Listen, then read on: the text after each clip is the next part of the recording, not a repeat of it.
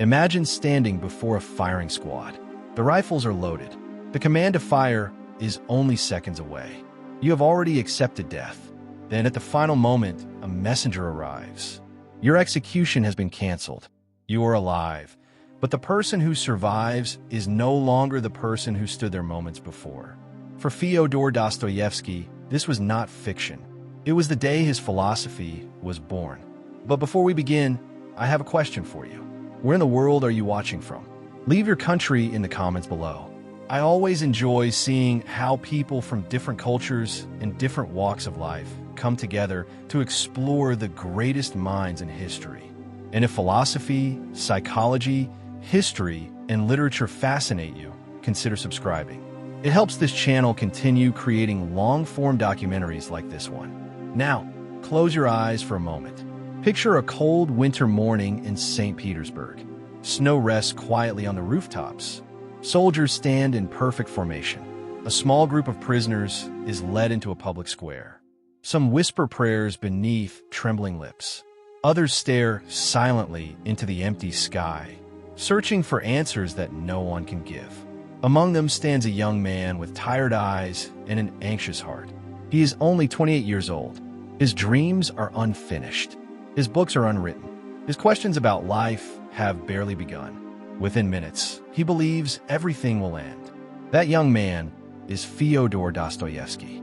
History remembers him as one of the greatest novelists who ever lived. Psychologists admire him for understanding the human mind decades before modern psychology existed. Philosophers study him because he dared to ask questions that still disturb us today. Can suffering make a person better? Why do people knowingly destroy themselves? Is morality possible without God? Why do intelligent people commit terrible crimes? What does freedom really mean? These were not abstract questions for Dostoevsky. They were questions carved into his soul by experience. Unlike many philosophers who developed their ideas from libraries, universities, and quiet contemplation, Dostoevsky discovered his philosophy in prison cells, hospital beds, gambling houses, and moments when death stood only a few steps away.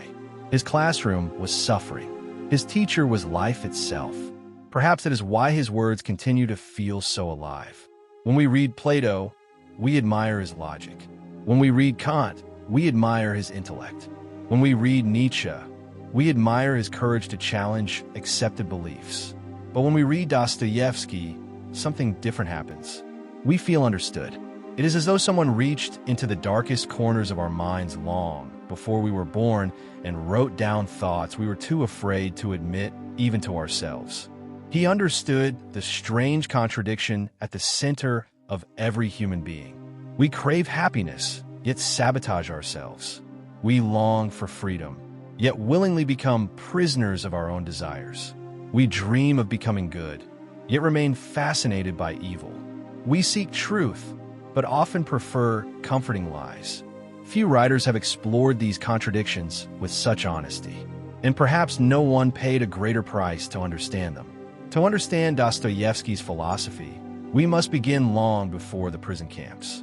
We must return to his childhood. Fyodor Mikhailovich Dostoevsky was born in Moscow on November 11th, 1821, into a Russia very different from the one we know today. It was a nation ruled by absolute monarchy. The Tsar's authority was unquestioned. Millions of peasants lived as serfs, legally bound to the land and to the noble families who owned it. Poverty and privilege existed side by side. Magnificent palaces stood only a short distance from neighborhoods where hunger was an ordinary part of life. From an early age, Dostoevsky saw both worlds. His father, Mikhail Dostoevsky, worked as a physician at the Mariinsky Hospital for the Poor. Every day, desperate people arrived seeking help. They brought with them stories of disease, grief, addiction, violence, abandonment, and unbearable suffering. Although Fyodor was still a child, these stories surrounded him. Human misery was not an abstract concept. It was part of everyday life.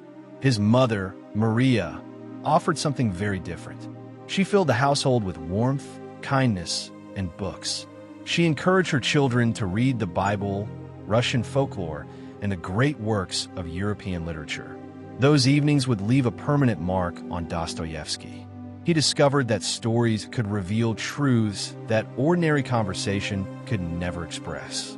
A novel could enter places where philosophy alone could not. It could expose fear, guilt, love, faith, madness, hope. Years later, he would transform this realization into masterpieces that blurred the line between philosophy and fiction. His childhood, however, was not peaceful.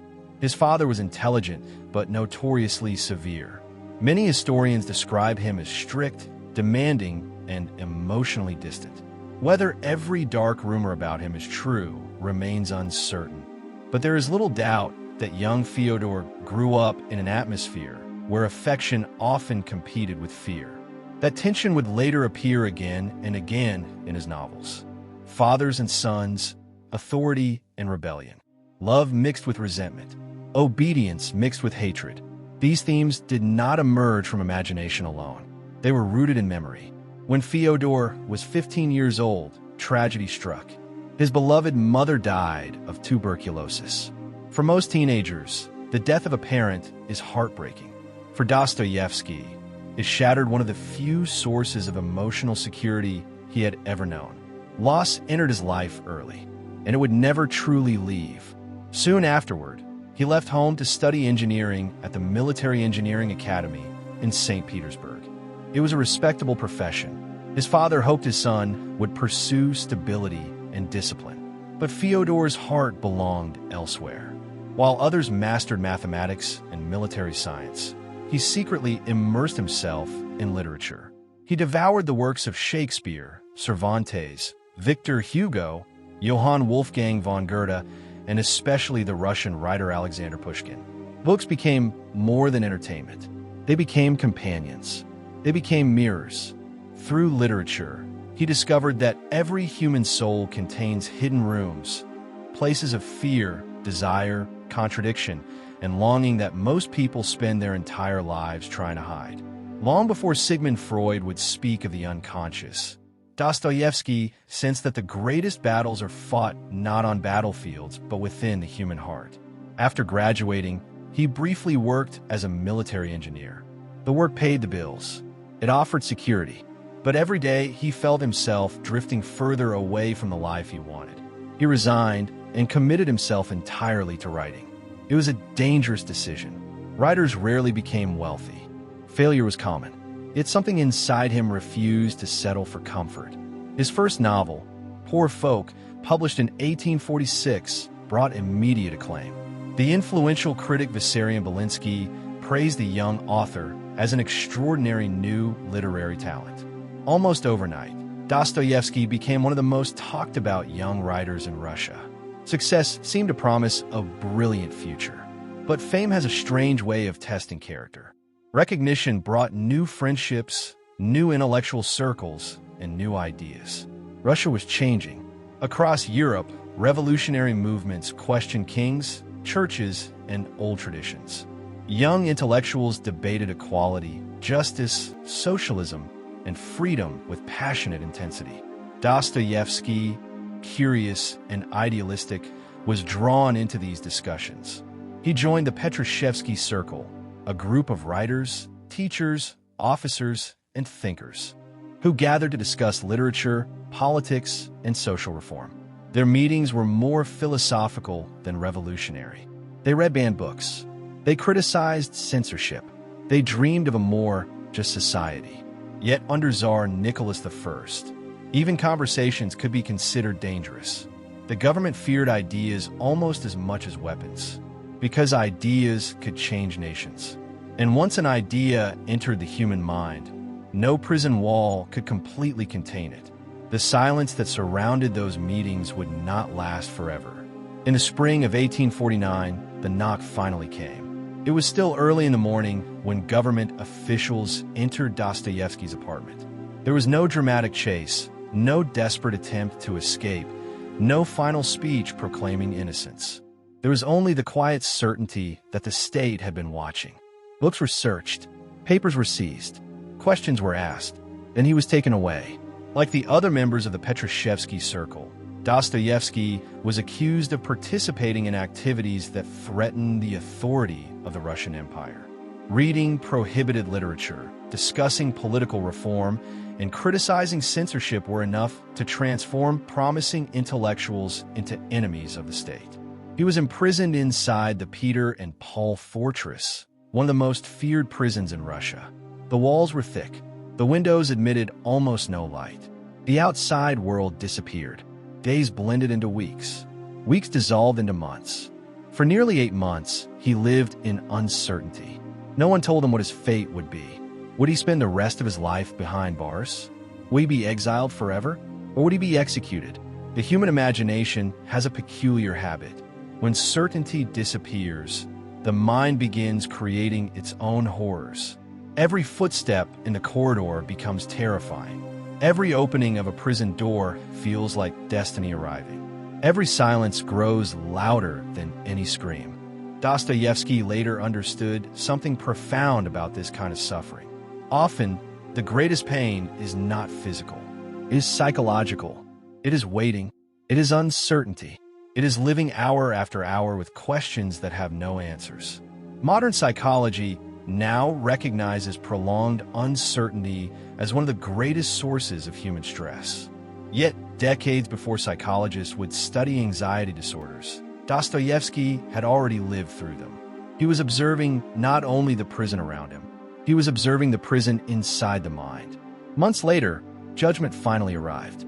The sentence was death. Death by firing squad. There would be no appeal, no second trial, no negotiation, only execution. On the morning of December 22nd, 1849, the prisoners were taken into St. Petersburg's Semyonovsky Square. Snow covered the ground. The winter air cut through their clothing. Soldiers formed perfect lines. The execution posts had already been prepared. Everything had been arranged with military precision. This was not merely punishment. It was theater. The authorities intended to make an example of them. The condemned prisoners were dressed in white burial shirts. Crosses were offered. Some kissed them. Others prayed. Some remained silent. 3 prisoners were tied to the posts first. The firing squad raised their rifles. The order to prepare was given. Imagine what passes through the mind in those final moments. Not years, not months, not even tomorrow. Only seconds remain. The future disappears. Ambition disappears. Pride disappears. Money becomes meaningless. Reputation becomes meaningless. Everything that once seemed important suddenly loses its power. Only life itself remains. Dostoevsky would later write that in those moments, every minute became infinitely valuable. If only one more minute could be granted, then another, then another. A lifetime suddenly seemed worth more than all the riches on earth. Just as the final command was about to be given, a messenger rode into the square carrying an official decree from Tsar Nicholas I. The executions were canceled. The death sentence had been commuted. Instead of execution, the prisoners would receive years of hard labor in Siberia. Many historians believe the entire event had been carefully staged from the beginning. The prisoners were meant to believe they were about to die. The psychological shock itself became part of the punishment. Whether intended as mercy or cruelty, its effect on Dostoevsky was immeasurable. He later confessed that those final moments before the expected gunfire changed him forever.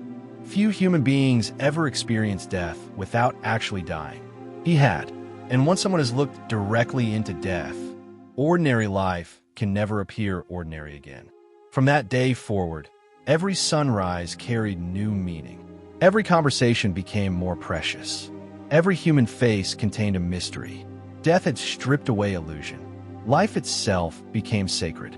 Years later, echoes of that morning would appear throughout his novels.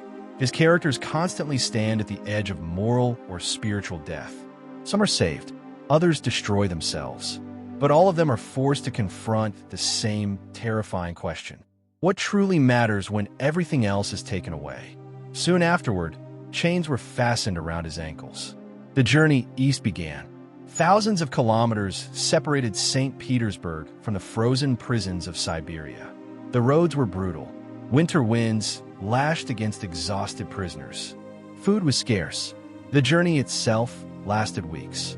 Every step carried him farther from the educated society he had once known, farther from literary salons, farther from intellectual debates, farther from the comfortable illusion that ideas alone could explain humanity.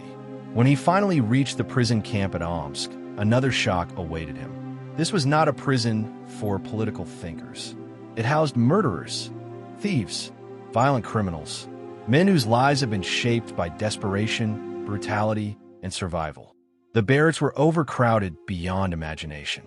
The air was thick with sweat, sickness, and smoke. Prisoners slept shoulder to shoulder on rough wooden planks. There was little privacy, little warmth, little hope.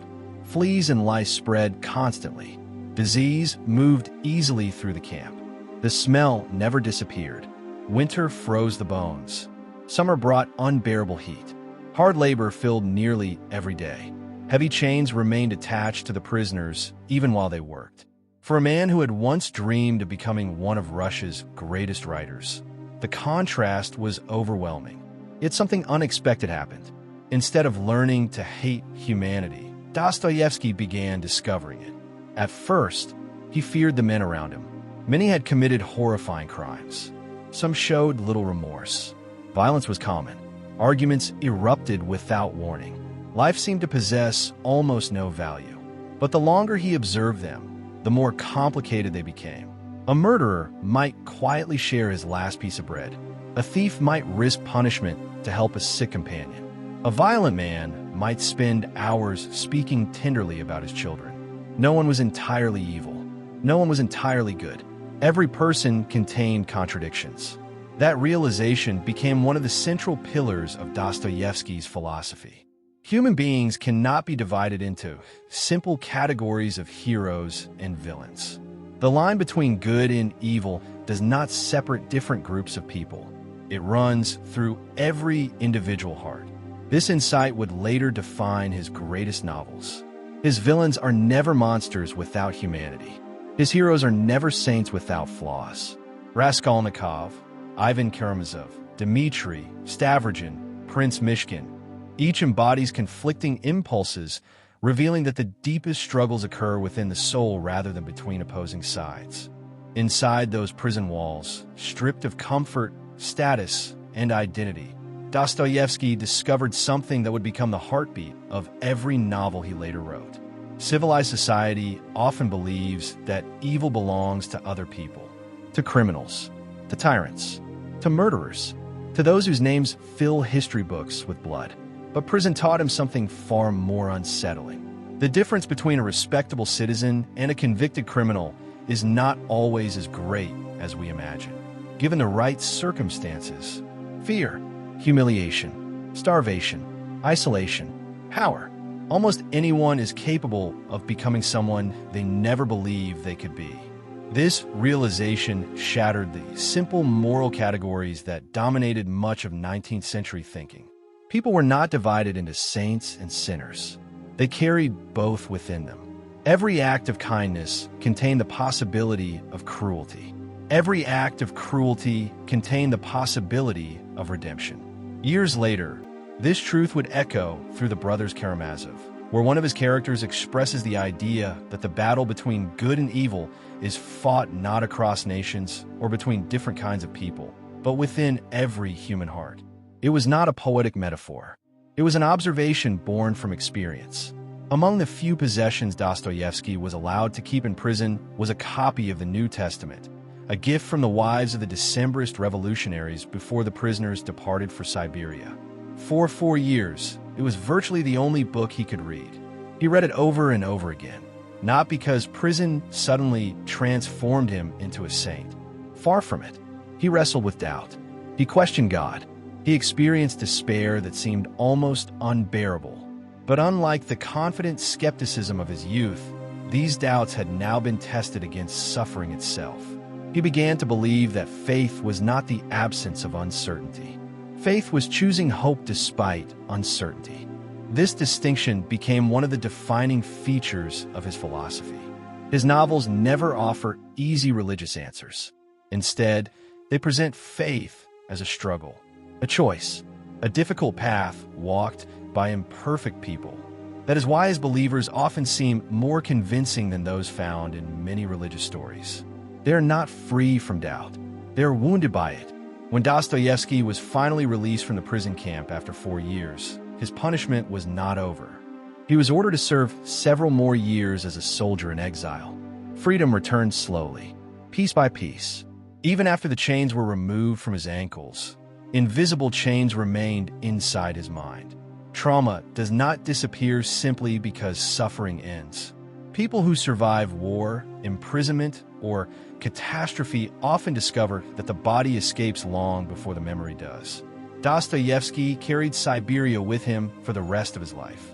He rarely spoke about it directly. Instead, he transformed those memories into literature. His novels became places where he could continue asking questions that prison had raised but never answered.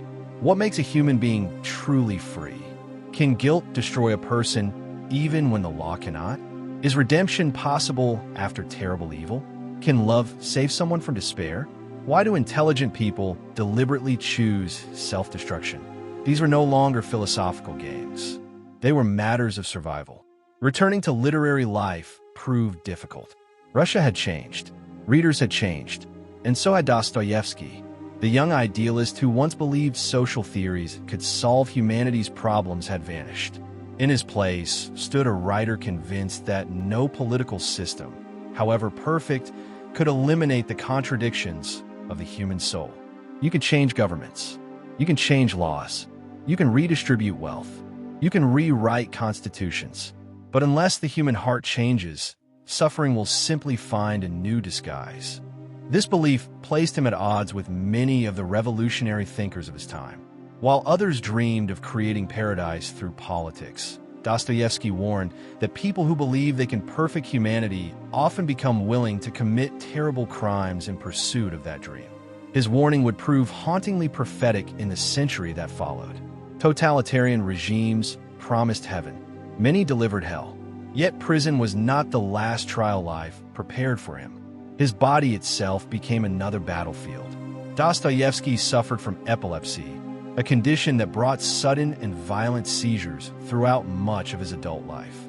Before many seizures, he experienced what modern neurologists call an aura. He described moments of extraordinary clarity. For an instant, everything seemed connected. Beauty became overwhelming. Time appeared to stop. Existence itself felt almost unbearably meaningful. Then the seizure arrived. Consciousness collapsed. When he recovered, exhaustion replaced ecstasy. These experiences fascinated him. How could the human brain contain both heaven and chaos within moments of each other? He gave this experience to Prince Mishkin in The Idiot, allowing readers to glimpse a mind standing between profound illumination and profound vulnerability. For Dostoevsky, consciousness was never simple. The greatest joys often stood beside the deepest suffering. Light and darkness were inseparable companions. As if illness were not enough, financial disaster became a constant presence. Money slipped through his hands almost as quickly as he earned it. Part of the reason was generosity. He frequently supported relatives and friends, even when he could barely support himself. But another reason was far more destructive. Gambling. Roulette became an obsession. Again and again, he convinced himself that one more victory would solve everything. Again and again, he lost. Debts accumulated. Creditors waited impatiently. Publishers demanded manuscripts. Deadlines became desperate races against financial ruin. Many writers would have collapsed beneath such pressure. Instead, Dostoevsky turned desperation into astonishing creativity. Under impossible deadlines, he produced works that would permanently change world literature. He knew exactly what addiction felt like because he had lived it. He understood irrational behavior because he had experienced it. He knew what it meant to betray one's own better judgment. That is why his characters never feel like symbols. They breathe. They hesitate. They lie to themselves. They hope. They fail. They begin again. Life continued testing him through personal tragedy. He endured the deaths of loved ones, including his first wife and later his young son Alyosha, whose death devastated him. Grief reopened wounds that prison had never fully healed. Yet even in mourning, he continued writing. Not because writing removed pain, because writing gave pain a voice. Perhaps that is why readers across generations recognize themselves in his pages. Dostoevsky does not pretend suffering can always be explained. He does not promise that every tragedy has an obvious purpose. Instead, he asks whether suffering can become the beginning of wisdom rather than the end of hope. That question still speaks to us today. We live in an age filled with unprecedented technology. We carry more knowledge in our pockets than entire civilizations once possessed. We can communicate across continents in seconds. We can generate information endlessly. And yet, loneliness continues to grow. Anxiety continues to grow. Depression continues to grow. People still struggle with guilt, with meaning, with fear, with the silent question that often arrives in the middle of the night. Why am I here? Dostoevsky believed that no amount of scientific progress could answer that question on its own, because it is not merely an intellectual question. It is a human one, and the answers are found not only in books, but in the way we endure suffering, love others, confront our failures, and search for truth despite uncertainty. The young man who once stood before a firing squad never forgot the value of a single minute. Every page he wrote afterward carried the memory of borrowed time. Every novel became a conversation with death. Every character became another attempt to understand the mystery of the human soul. And from that soul would emerge one of the most unforgettable voices in literature, a voice that refused to flatter humanity, yet never stopped believing it could be redeemed. Soon, that voice would lead us beneath the surface of ordinary consciousness, into a place where reason begins to collapse, where pride becomes a prison, and where one lonely man whispers a confession that would change philosophy forever. I'm a sick man. I'm a spiteful man. Few opening lines in literature are as unsettling as these. There is no heroic introduction, no noble speech, no attempt to earn our sympathy. Instead, a nameless man immediately confesses everything that most of us spend our entire lives trying to hide. His bitterness, his jealousy, his insecurity, his loneliness. He offers no excuses, no comforting explanations, only an uncomfortable truth. This was Dostoevsky's greatest gift. He did not write about extraordinary people living extraordinary lives. He wrote about ordinary people trapped inside extraordinary psychological conflicts. When Notes from Underground was published in 1864, many readers were confused. Some believed the narrator was insane. Others thought he was simply unpleasant. But as the years passed, philosophers, psychologists, and novelists began to realize something remarkable. Dostoevsky had created one of the first truly modern minds. Long before Sigmund Freud explored the unconscious, long before Friedrich Nietzsche declared the death of traditional values, long before Jean-Paul Sartre described existential freedom, Dostoevsky had already imagined a man imprisoned by his own consciousness. The Underground Man is not merely a fictional character. He is an idea, a mirror, a warning. He represents the hidden voice that almost every human being hears, but rarely admits exists. The voice that whispers, "They don't really respect you. You'll never become who you wanted to be. Why should they be happy when you're not? Destroy it before it disappoints you." It is a voice built from wounded pride, humiliation, envy, and endless self-consciousness. And perhaps the most frightening part is this. The Underground Man is intelligent, exceptionally intelligent. He understands himself. He understands other people. He recognizes his own flaws with painful clarity. Yet he cannot change. This is the first great paradox of Dostoevsky's philosophy. Knowledge alone does not transform a person. We often imagine that if people knew what was right, they would naturally do it. If they understood the consequences of their actions, they would choose wisely. If they recognized their mistakes, they would stop repeating them. Reality tells a different story. Smokers know cigarettes damage their lungs. Gamblers know the odds are against them. People trapped in toxic relationships often know they are being hurt. We know procrastination harms our future. We know anger destroys relationships. We know envy poisons happiness. And yet, we continue. The problem is not ignorance. The problem is the strange contradiction inside human nature. Dostoevsky understood this decades before psychology gave a name. Reason is powerful, but reason is not king.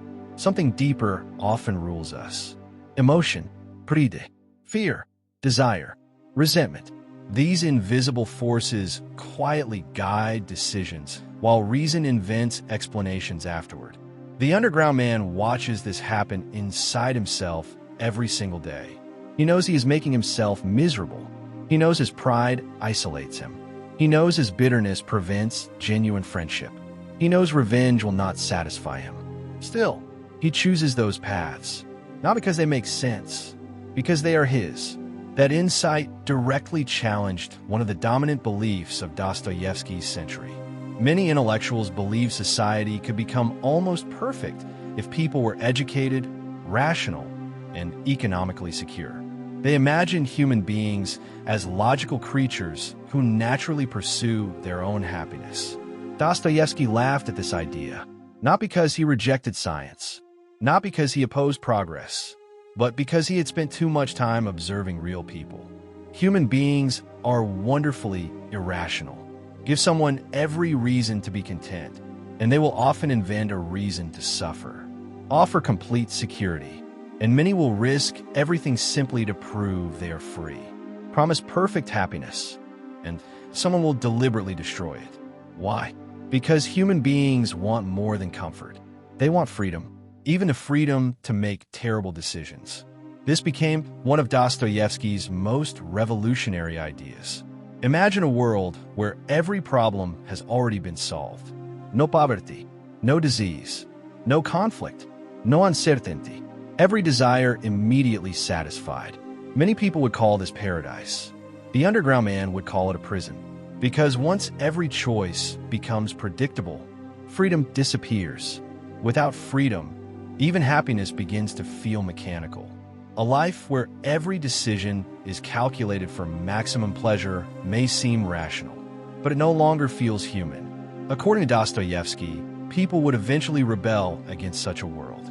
Not because it lacked comfort, because it lacked mystery. Human beings do not merely want happiness.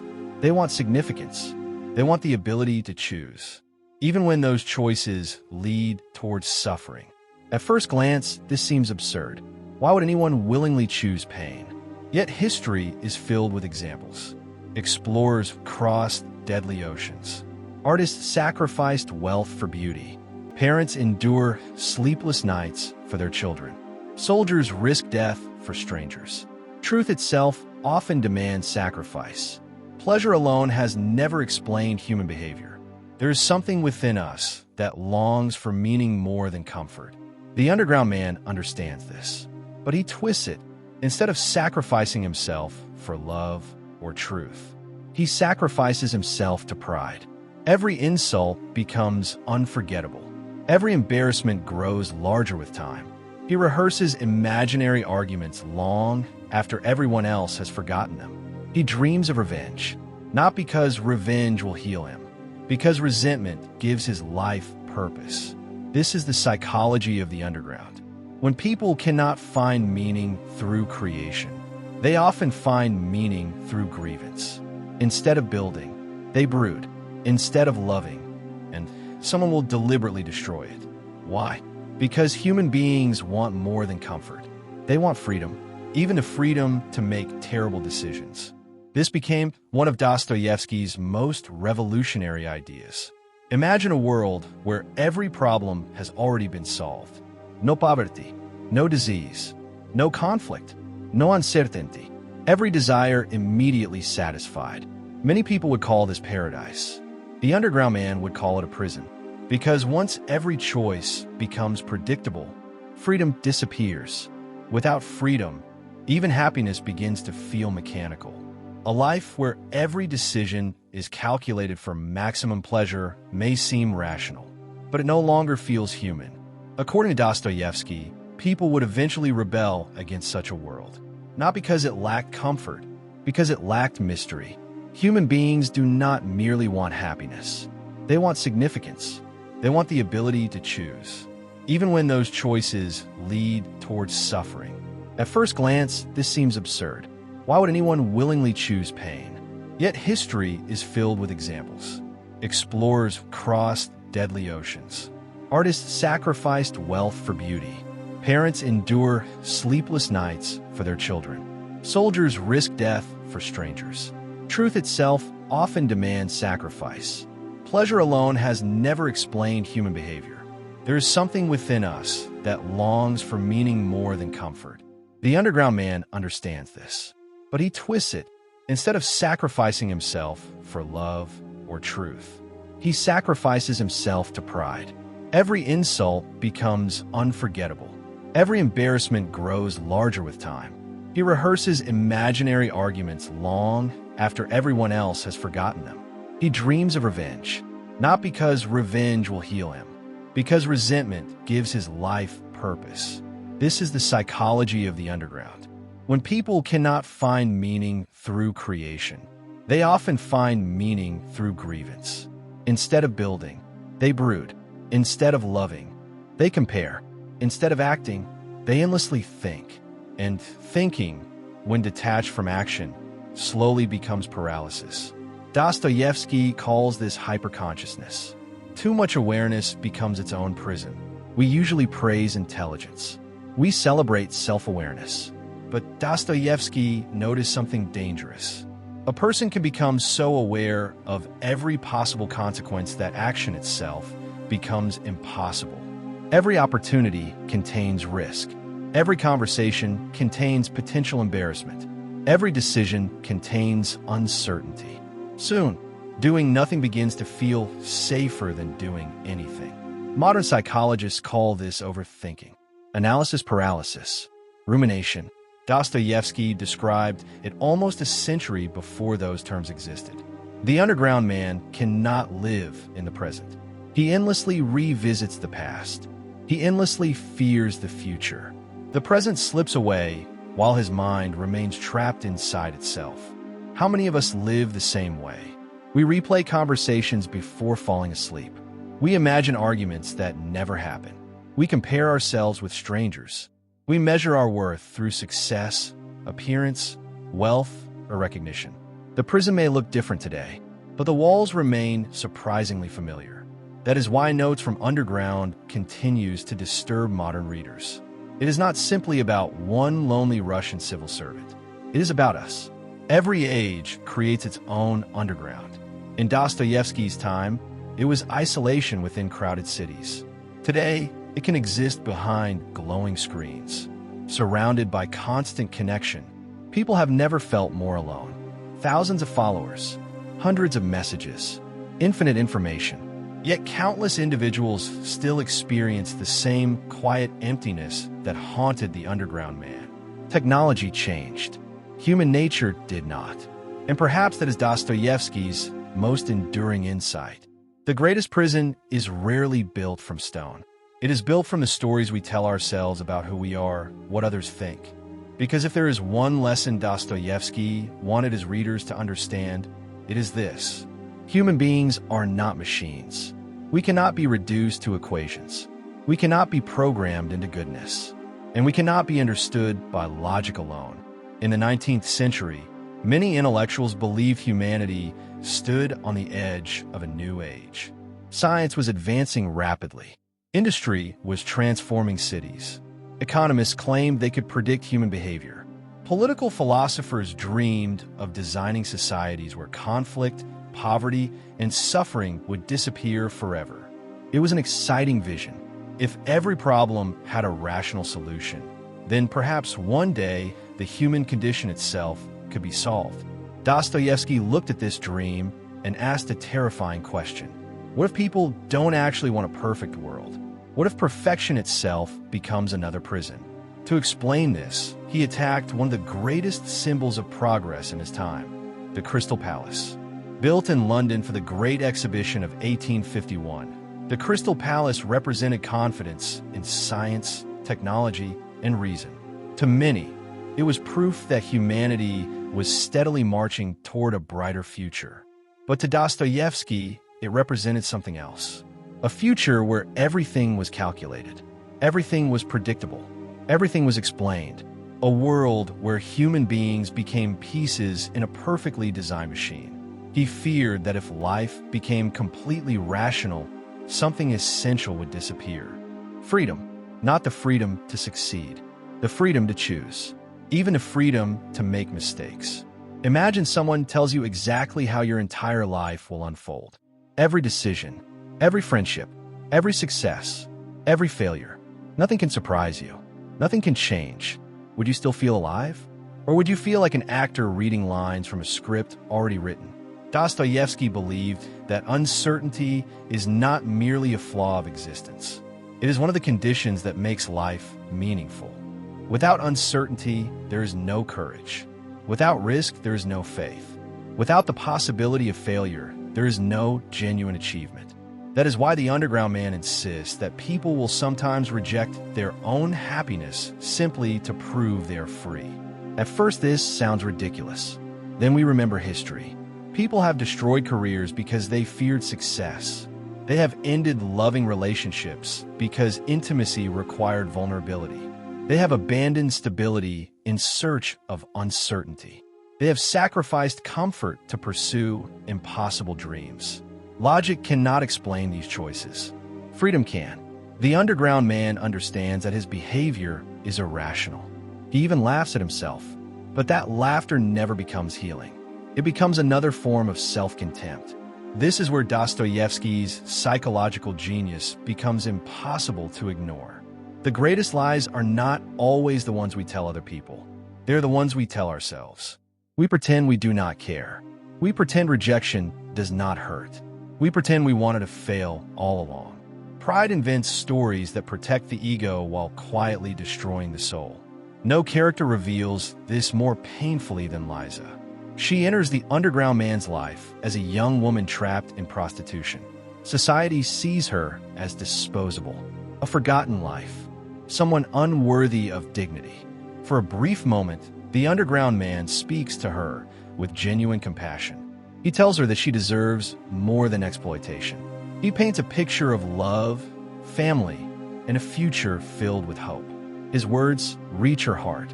For the first time in a long while, she believes someone truly sees her as a human being. Days later, she arrives at his apartment. She has come not for money, not for pity, but because she trusts him. She believes she has found someone who understands her suffering. And suddenly, everything changes. The Underground Man panics. Real intimacy terrifies him. As long as love remained an idea, he could control it. Now it has become real, and reality demands vulnerability. He cannot bear the thought of another person seeing his weakness. Instead of embracing the connection he longed for, he humiliates her. He insults her. He tries to convince himself that cruelty will restore his sense of superiority. When she quietly leaves, she does not curse him. She simply walks away. The victory he imagined never arrives. Only emptiness remains. It is one of the most heartbreaking scenes in all of literature because it reveals a truth many people recognize. Sometimes we hurt the people who offer us exactly what we have always wanted. Not because we hate them, because we fear being known. To be truly seen is frightening. If someone knows your deepest flaws and stays, you must accept that you are worthy of love. For many wounded people, that feels harder than loneliness itself. Dostoevsky understood that isolation is rarely caused by the absence of other people. Often, it is caused by the walls we build ourselves. Walls made of pride, shame, fear, resentment. Every brick promises protection. Eventually, the walls become a prison. This is why Notes from Underground still feels astonishingly modern. Today, we have endless ways to avoid vulnerability. We curate perfect images of ourselves. We hide behind screens. We compare our lives with carefully edited versions of other people's happiness. We chase validation while fearing genuine intimacy. The Underground has changed its appearance. It has not changed its nature. Modern psychology has given names to many of the patterns Dostoevsky observed. Self-sabotage, rumination, cognitive dissonance, defense mechanisms, avoidant attachment.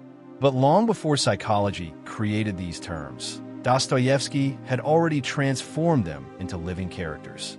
He understood that beneath every destructive habit lies a deeper hunger. The hunger to matter, the hunger to be loved, the hunger to be free. And yet freedom carries a terrible burden. If we are truly free, then we cannot blame fate for every failure. We must face ourselves. That is why the underground man remains trapped. He would rather suffer in familiar misery than risk the uncertainty of change. His prison has no guards. Its walls are made entirely of his own mind. This is Dostoevsky's warning to all of us. The greatest obstacle to a meaningful life is often not society, not circumstance, and not even suffering itself. It is the quiet voice inside us that says, "Stay where you are. Don't trust anyone. Don't hope too much. If you never try, you can never truly fail." Those whispers create the underground. But Dostoevsky never intended us to remain there. He wanted us to recognize it, because only when we see the prison can we begin to walk out of it. And that raises an even darker question. If a person cannot escape the prison of his own mind, what happens when he convinces himself that he has the right to take another person's life? That question leads us directly into the next stage of Dostoevsky's philosophy, a story of murder, guilt, and a conscience that refuses to stay silent. A young man walks through the crowded streets of St. Petersburg. The summer heat presses down on the city. The buildings feel narrow. The streets feel suffocating. Every face he passes seems distant, indifferent, almost mechanical. But inside his mind, a battle is taking place. He is intelligent. He is educated. He believes he understands the world better than most people. And yet he is starving, not only physically, spiritually. His name is Rodion Raskolnikov, and he is about to commit one of the most famous crimes in all of literature. But the true story is not about murder. It is about what happens after. Because Dostoevsky understood something terrifying about human beings. A person can escape the eyes of society. A person can escape the law. A person can hide evidence. But there is one witness who cannot be silenced. The conscience. Before Raskolnikov ever lifts the axe, the real crime has already begun inside his mind. He has created a philosophy that allows him to separate himself from ordinary humanity. He has convinced himself that some people are not bound by the same moral laws as everyone else.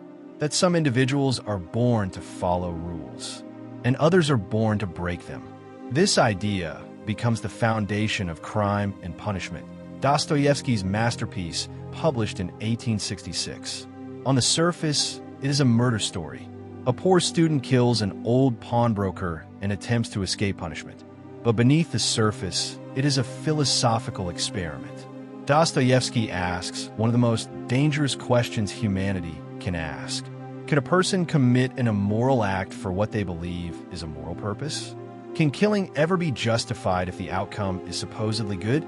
Can one human being decide that another human being is less valuable? And what happens to the soul of someone who believes they stand above morality?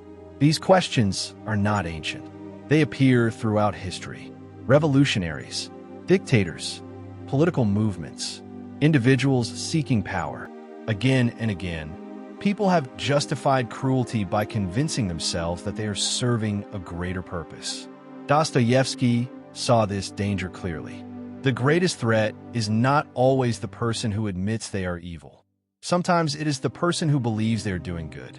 Raskolnikov is not a simple villain. That is what makes him frightening. He is not driven by hatred. He is not motivated by greed alone. He is a man who has built a logical argument for something deeply wrong. And that is far more dangerous. Born into poverty, Raskolnikov lives in a tiny, miserable apartment. He has abandoned his studies. He owes money. He avoids people. His clothes are worn. His future appears hopeless.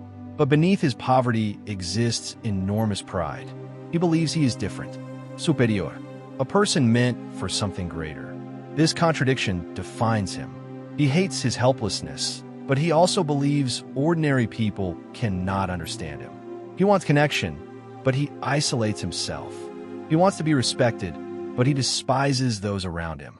This is the same psychological territory Dostoevsky explored in Notes from Underground.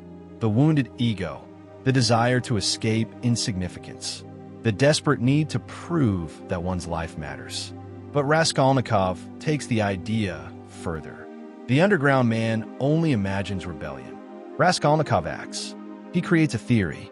According to his theory, humanity can be divided into two categories: ordinary people and extraordinary people.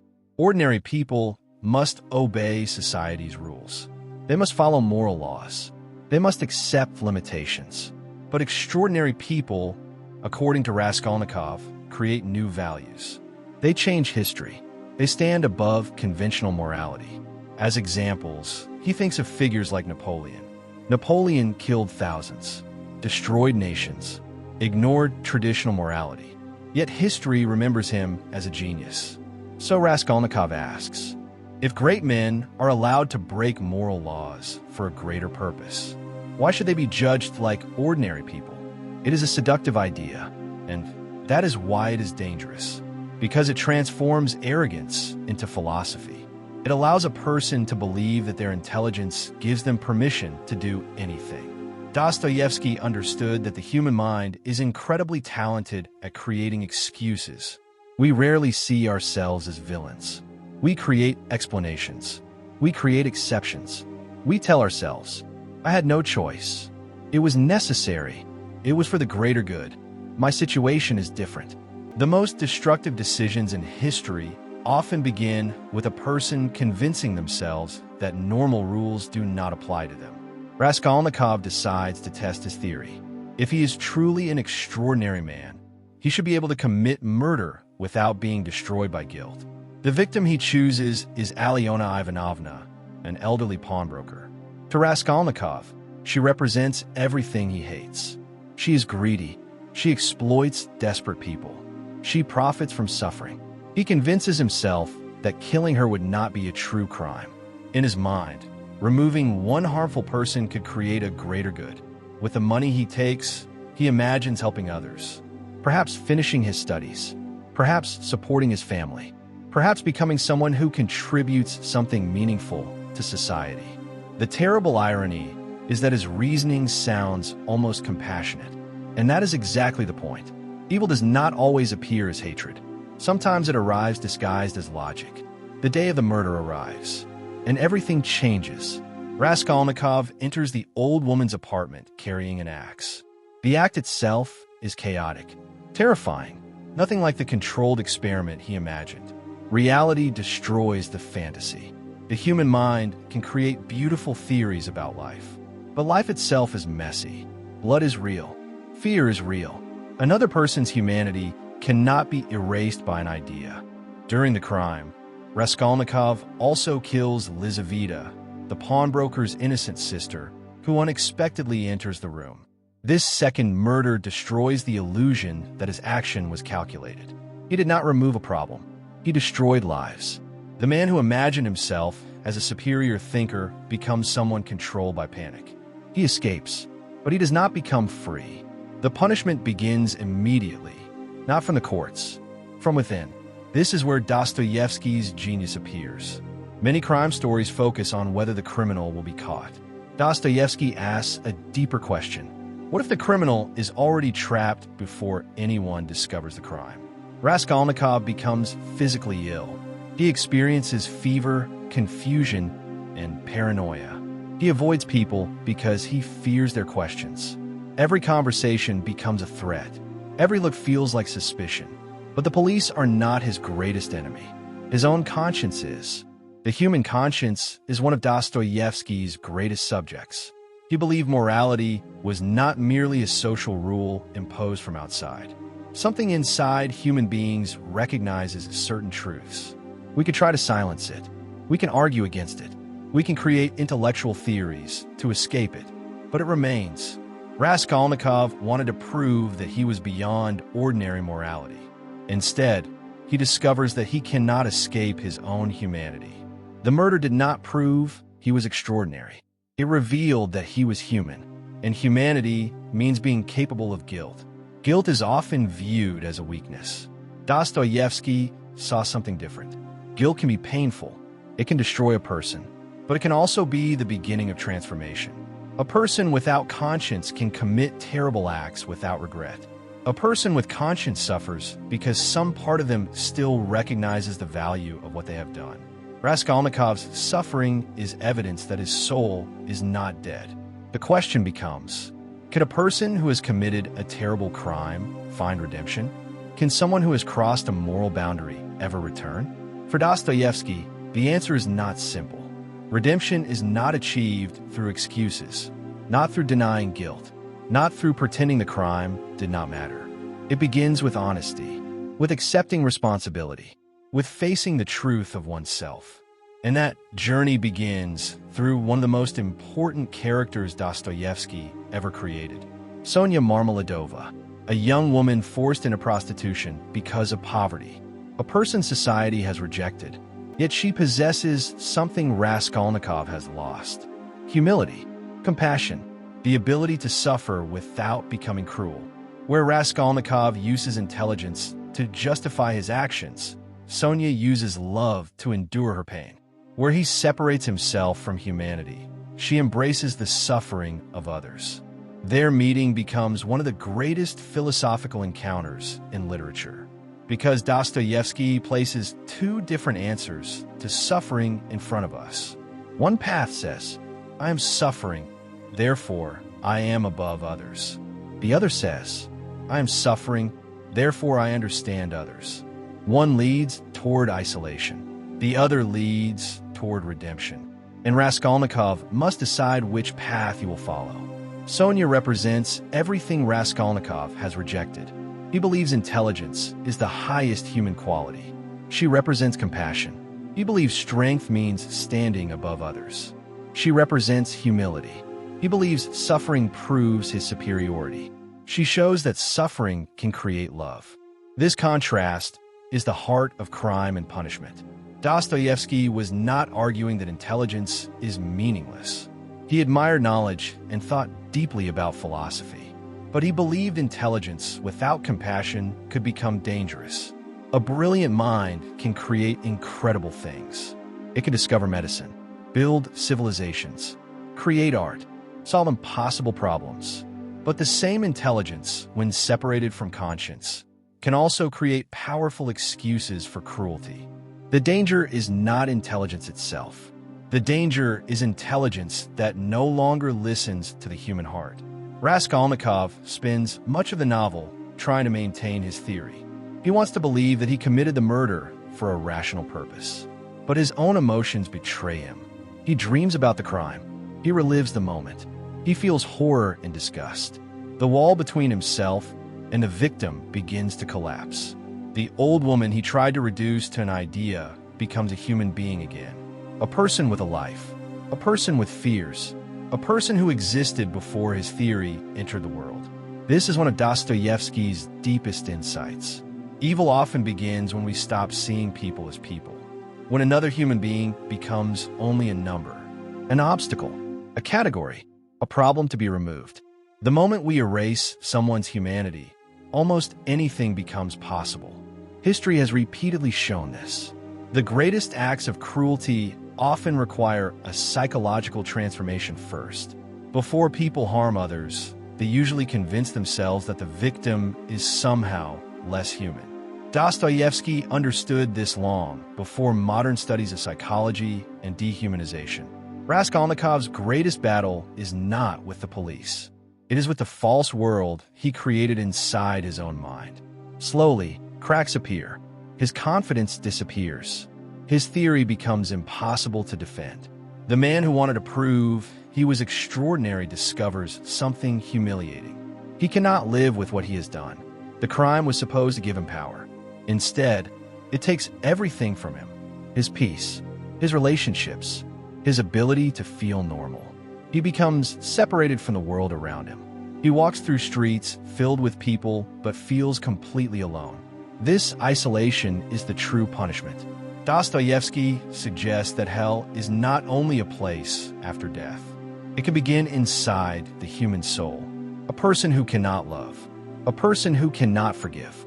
A person trapped inside endless guilt and pride. That person is already suffering. This is why the title of the novel is so important. Many readers assume punishment refers to the legal consequences Raskolnikov may face. But the deeper punishment begins long before the courtroom. The moment he commits the crime, he begins to destroy himself. His conscience becomes his prison. In this sense, Dostoevsky presents a profound idea. Justice is not only something society demands. Sometimes justice is something the soul demands from itself. Eventually, Raskolnikov confesses. But even this moment is complicated. He does not confess because he suddenly becomes morally perfect. He does not confess because he fully understands everything. Human transformation rarely happens in one dramatic instant. It is a painful process. A person can recognize the truth and still struggle to accept it. Raskolnikov's confession is the first step, not the final destination. Through Sonia's influence, he begins moving toward a different understanding of life. She does not save him by giving him arguments. She saves him through presence, through compassion, through refusing to abandon him when he is at his worst. This is a recurring theme in Dostoevsky. The human soul is not healed by theories alone. It is healed through love. Not sentimental love, not a simple emotion, but a love that sees the brokenness of another person and still chooses to remain. For Dostoevsky, this was one of the greatest mysteries of existence. Why do we love people who are imperfect? Why do we forgive those who hurt us? Why do we care about strangers? Pure logic struggles to explain these things, but they reveal something essential about humanity. We are not only creatures who calculate. We are creatures who connect. We're not only minds. We are souls. This is why crime and punishment remains powerful more than a century later. Every generation finds itself reflected in Raskolnikov, not because everyone commits murder, but because everyone knows the temptation to create a false version of themselves. A version that is smarter, stronger, more important. A version that deserves special treatment. We may not say it aloud, but many people carry hidden beliefs. I'm different. My situation is unique. Normal rules do not apply to me. This is the beginning of Raskolnikov's downfall. The belief that he stands outside humanity. And perhaps this is Dostoevsky's greatest warning. The moment we believe we are above others, we begin losing our connection to them. Humility is not weakness. It is the recognition that we share the same fragile condition as everyone else. We suffer, we fear, we make mistakes, we need forgiveness, and we need others. Dostoevsky had witnessed people at their lowest points. He had lived among criminals in Siberia. He had seen cruelty, but he had also seen kindness in unexpected places. That experience convinced him that human beings cannot be understood through only one dimension. No person is simply good. No person is simply evil. The battle between darkness and light exists within everyone. This is why Raskolnikov is such a powerful character. He is not a monster. He is a human being who lost his way. And because he is human, redemption remains possible. The journey of Raskolnikov leads to one of Dostoevsky's most important philosophical conclusions. A person cannot become truly free by escaping morality. True freedom comes from accepting responsibility. A person who refuses responsibility becomes a prisoner of their own desires, fears, and justifications. But a person who faces the truth, even a painful truth, can begin again. This idea separates Dostoevsky from many thinkers of his time. Some believe humans could be improved by changing external conditions alone. Change society, change economics, change institutions, and humanity will improve. Dostoevsky believed something deeper was required. The transformation of the individual soul. Because every society is ultimately made of people, and people carry their inner worlds wherever they go. A corrupt person can corrupt a perfect system. A compassionate person can bring humanity into a broken one. The battle begins inside. This is why crime and punishment is not simply a story about crime. It is a journey into the deepest questions of human existence. What makes us moral? Why do we feel guilt? Can suffering transform us? Can love redeem us? And perhaps the most important question of all, after we have seen the worst parts of ourselves, can we still choose to become something better? For Dostoevsky, the answer was yes. Not easily, not quickly, but yes, because he had experienced his own moments of death and rebirth. He had stood before a firing squad. He had lived among criminals. He had faced poverty, illness, and grief. And through all of it, he reached one conclusion. The human being is a creature capable of falling into darkness, but also capable of finding a way back. And this leads us to an even greater question, the question that haunted Dostoevsky until the end of his life. If morality exists within us, where does it come from? Can humans create their own values? Or does morality depend on something beyond humanity itself? The answer would become the foundation of his greatest philosophical battle.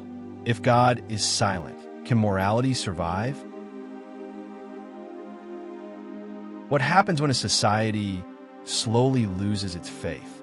Not merely faith in religion, but faith in truth, faith in goodness, faith that human life possesses an objective value. For centuries, civilizations had grounded morality in something greater than the individual. Whether through God, natural law, or sacred tradition, people generally believed that certain actions were right and certain actions were wrong, regardless of personal opinion. But during Dostoevsky's lifetime, that certainty was beginning to crack. Science was advancing. Traditional religious authority was being questioned. Political revolutions promised to replace old beliefs with new ideologies. Many intellectuals welcomed these changes. They believed humanity was finally becoming free. Dostoevsky welcomed honest questioning, but he feared something else. He feared what would happen after the old foundations disappeared. If there is no higher source of morality, who decides what is good? The strongest? The smartest? The majority? The government? Or does each individual simply invent their own moral code? These questions would become the philosophical center of the brothers Karamazov and lead to one of the most famous conversations in literature. There, Dostoevsky presents not easy answers, but a conflict that continues to shape the modern world. One brother believes faith is the path to love. Another believes reason alone is enough. And between them stand a question that still refuses to die. For centuries, civilizations grounded morality in something greater than the individual. Whether through God, natural law, or sacred tradition, people generally believed that certain actions were right and certain actions were wrong regardless of personal opinion. But during Dostoevsky's lifetime, that certainty was beginning to crack. Science was advancing. Ancient traditions were being questioned. Political revolutions promised a new world built not on faith, but on reason. Many celebrated this transformation. They believed humanity was finally becoming free. Dostoevsky welcomed honest questioning. He was never afraid of doubt.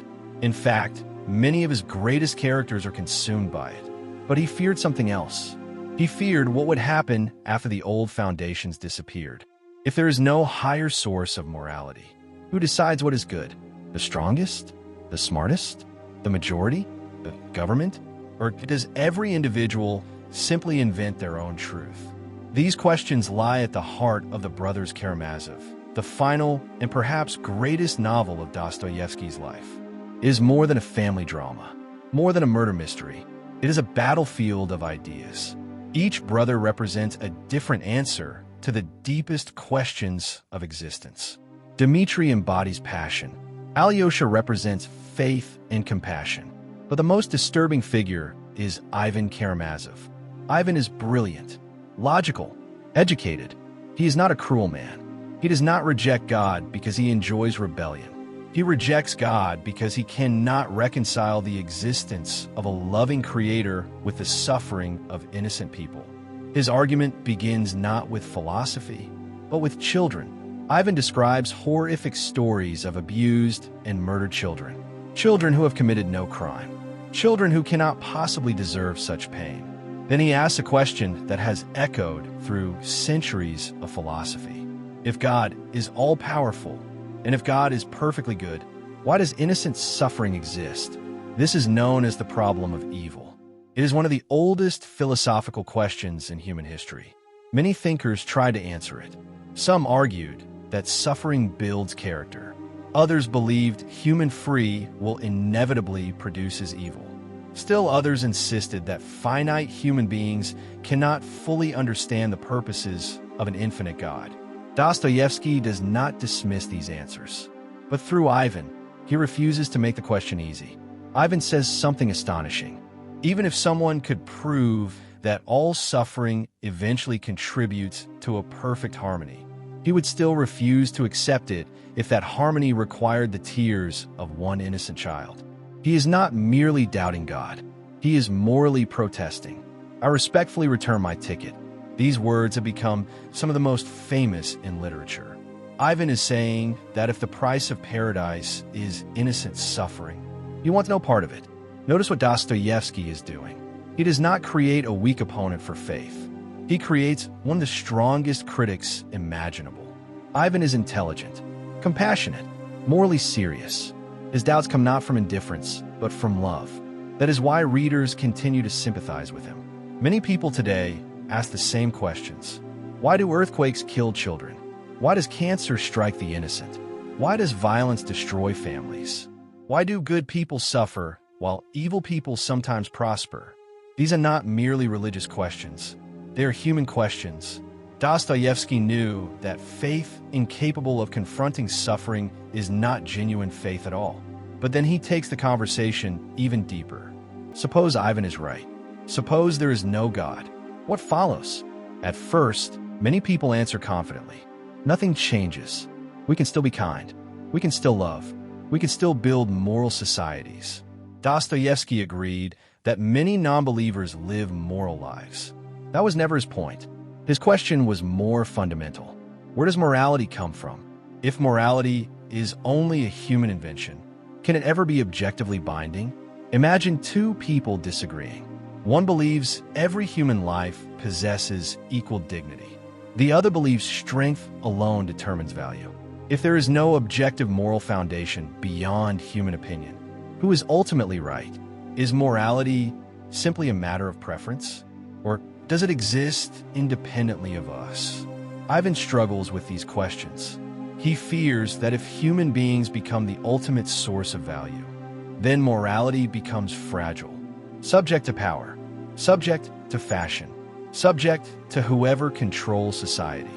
This fear appears in one of the most discussed ideas associated with Dostoevsky. If God does not exist, everything is permitted. Although the exact wording is more complex than the popular quotation suggests, the underlying concern is unmistakable. Without a higher moral reality, what finally prevents someone from justifying any action? History provides unsettling examples. Entire governments have convinced themselves that mass killings serve progress. Revolutions have justified terror in the name of equality. Dictators have claimed that cruelty was necessary for the future. Again and again, people have committed atrocities while believing themselves morally justified. Dostoevsky saw this danger long before the 20th century revealed it on an unimaginable scale. His warning was not directed only at atheism. It was directed at human pride. Whenever individuals believe they alone determine good and evil, the door opens to catastrophe. Yet Dostoevsky never suggests that belief in God automatically makes someone virtuous. His novels are filled with hypocrites, religious leaders capable of selfishness, believers capable of cruelty. Faith by itself guarantees nothing. Real faith must transform the heart. Otherwise, religion becomes another mask for power. This is why Alyosha Karamazov is so important. He does not win arguments through clever logic. He wins people through compassion. He listens before speaking. He forgives before judging. His life becomes the answer that Ivan's philosophy cannot provide through reason alone. Dostoevsky is making a profound claim. Some truths cannot be demonstrated like mathematical equations. They must be lived. Love is one of them. Forgiveness is one of them. Faith, for Dostoevsky, belongs to the same category. It is not merely an intellectual conclusion. It is a way of existing in the world. And nowhere does he express this idea more powerfully than in the story that has become one of the greatest philosophical parables ever written. The Grand Inquisitor.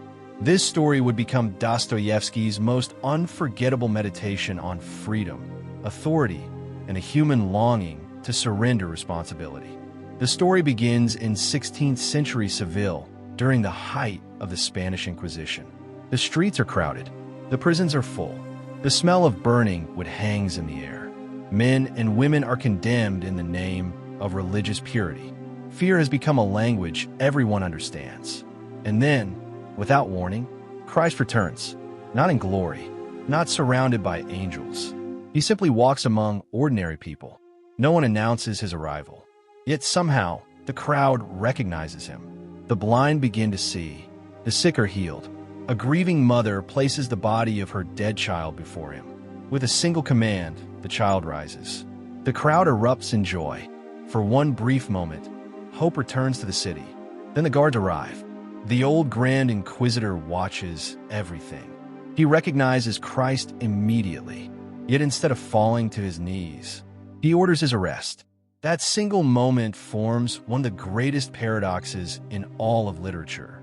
Why would a religious leader imprison the very person his entire faith is supposed to follow? Because, according to the Grand Inquisitor, Christ made one fatal mistake. He gave humanity freedom. That night, the old cardinal visits Christ alone in his prison cell. Christ remains completely silent. The Grand Inquisitor speaks for nearly the entire story. His argument is calm, logical, disturbingly persuasive. He tells Christ that humanity does not truly want freedom. People say they desire liberty. They celebrate independence. They dream of making their own choices. But when genuine freedom arrives, they become frightened. Because freedom carries responsibility. Responsibility creates anxiety. And anxiety becomes unbearable.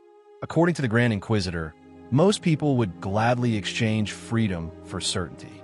They would surrender their conscience to anyone who promises security, bread instead of responsibility, comfort instead of truth, obedience instead of uncertainty.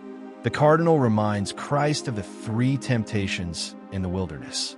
The first temptation was simple: turn stones into bread, feed the hungry. When the loyalty of humanity through material satisfaction. Christ refused.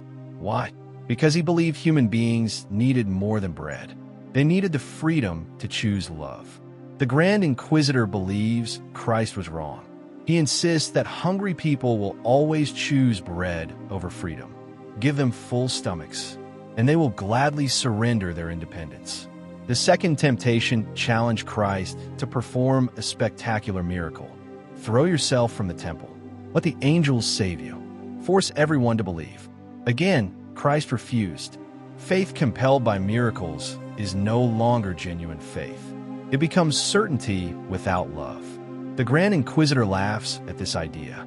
He argues that people crave certainty more than freedom. They do not want to struggle with doubt. They want someone else to remove uncertainty from their lives. The third temptation offered Christ political power over every kingdom on earth. Rule the world. Establish perfect order. End conflict forever. Christ refused once more. Love cannot be commanded by force.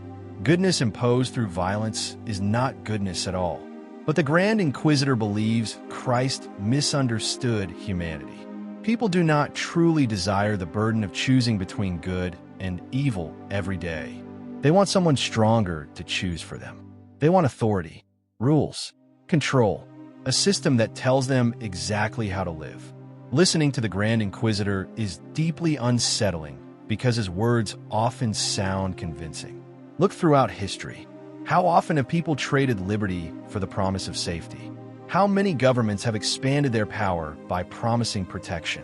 How many leaders have gained followers by saying only one thing? Trust me, I will think for you. Dostoevsky understood that tyranny rarely begins with chains. It begins with temptation. The temptation to escape responsibility. The temptation to let someone else carry the burden of freedom. The temptation to believe that security matters more than truth. This is why the Grand Inquisitor remains so relevant. He is not simply criticizing one historical church. He represents every ideology, every institution, and every leader that says, "Do not think, do not question, simply obey." For Dostoevsky, the greatest threat to humanity was never external control alone. It was our willingness to surrender ourselves. Freedom is exhausting. To be free means accepting that your choices matter. Your failures are your own. Your moral responsibility cannot be handed to another person. Many people find that terrifying. It is easier to follow, easier to conform, easier to let the crowd decide. That is why evil often spreads so quietly. Not because everyone becomes a monster, but because too many people stop making moral decisions for themselves. The Grand Inquisitor insists that Christ expected too much from ordinary people. He says humanity is weak, fearful, unable to carry the burden of freedom. Christ never interrupts. He never argues. He never defends himself. He simply listens. When the old cardinal finishes speaking, he waits for a reply. Instead, Christ walks toward him and silently kisses him on the lips. Nothing more. No speech. No debate. Only a kiss. The Grand Inquisitor trembles. For a moment, all of his certainty disappears. Then he unlocks the prison door and whispers, "Go, and do not come again." The story ends there. No final explicación. No declaration of victory. Only silence. That silence has fascinated readers for more than a century. Why does Christ answer with a kiss instead of an argument? Because Dostoevsky believed that some of the deepest truths cannot be proven by logic alone. They must be embodied. Love does not defeat hatred by winning a debate. Forgiveness does not erase evil through clever reasoning. It begins with temptation. The temptation to escape responsibility. The temptation to let someone else carry the burden of freedom. The temptation to believe that security matters more than truth. This is why the Grand Inquisitor remains so relevant. He is not simply criticizing one historical church. He represents every ideology, every institution, and every leader that says, "Do not think, do not question, simply obey." For Dostoevsky, the greatest threat to humanity was never external control alone. It was our willingness to surrender ourselves. Freedom is exhausting. To be free means accepting that your choices matter. Your failures are your own. Your moral responsibility cannot be handed to another person. Many people find that terrifying. It is easier to follow, easier to conform, easier to let the crowd decide. That is why evil often spreads so quietly. Not because everyone becomes a monster, but because too many people stop making moral decisions for themselves. The Grand Inquisitor insists that Christ expected too much from ordinary people. He says humanity is weak, fearful, unable to carry the burden of freedom. Christ never interrupts. He never argues. He never defends himself. He simply listens. When the old cardinal finishes speaking, he waits for a reply. Instead, Christ walks toward him and silently kisses him on the lips. Nothing more. No speech. No debate. Only a kiss. The Grand Inquisitor trembles. For a moment, all of his certainty disappears. Then he unlocks the prison door and whispers, "Go, and do not come again." The story ends there. No final explicación. No declaration of victory. Only silence. That silence has fascinated readers for more than a century. Why does Christ answer with a kiss instead of an argument? Because Dostoevsky believed that some of the deepest truths cannot be proven by logic alone. They must be embodied. Love does not defeat hatred by winning a debate. Forgiveness does not erase evil through clever reasoning. Compassion speaks a language that arguments cannot. This does not solve every philosophical question. It does not erase the mystery of suffering, but it reveals something essential about Dostoevsky's vision of humanity. The ultimate answer to despair is not domination. It is love freely chosen. And that single word, freely, is everything. A love that is forced is not love. A faith imposed by fear is not faith. A morality practiced only because punishment is expected is not genuine morality.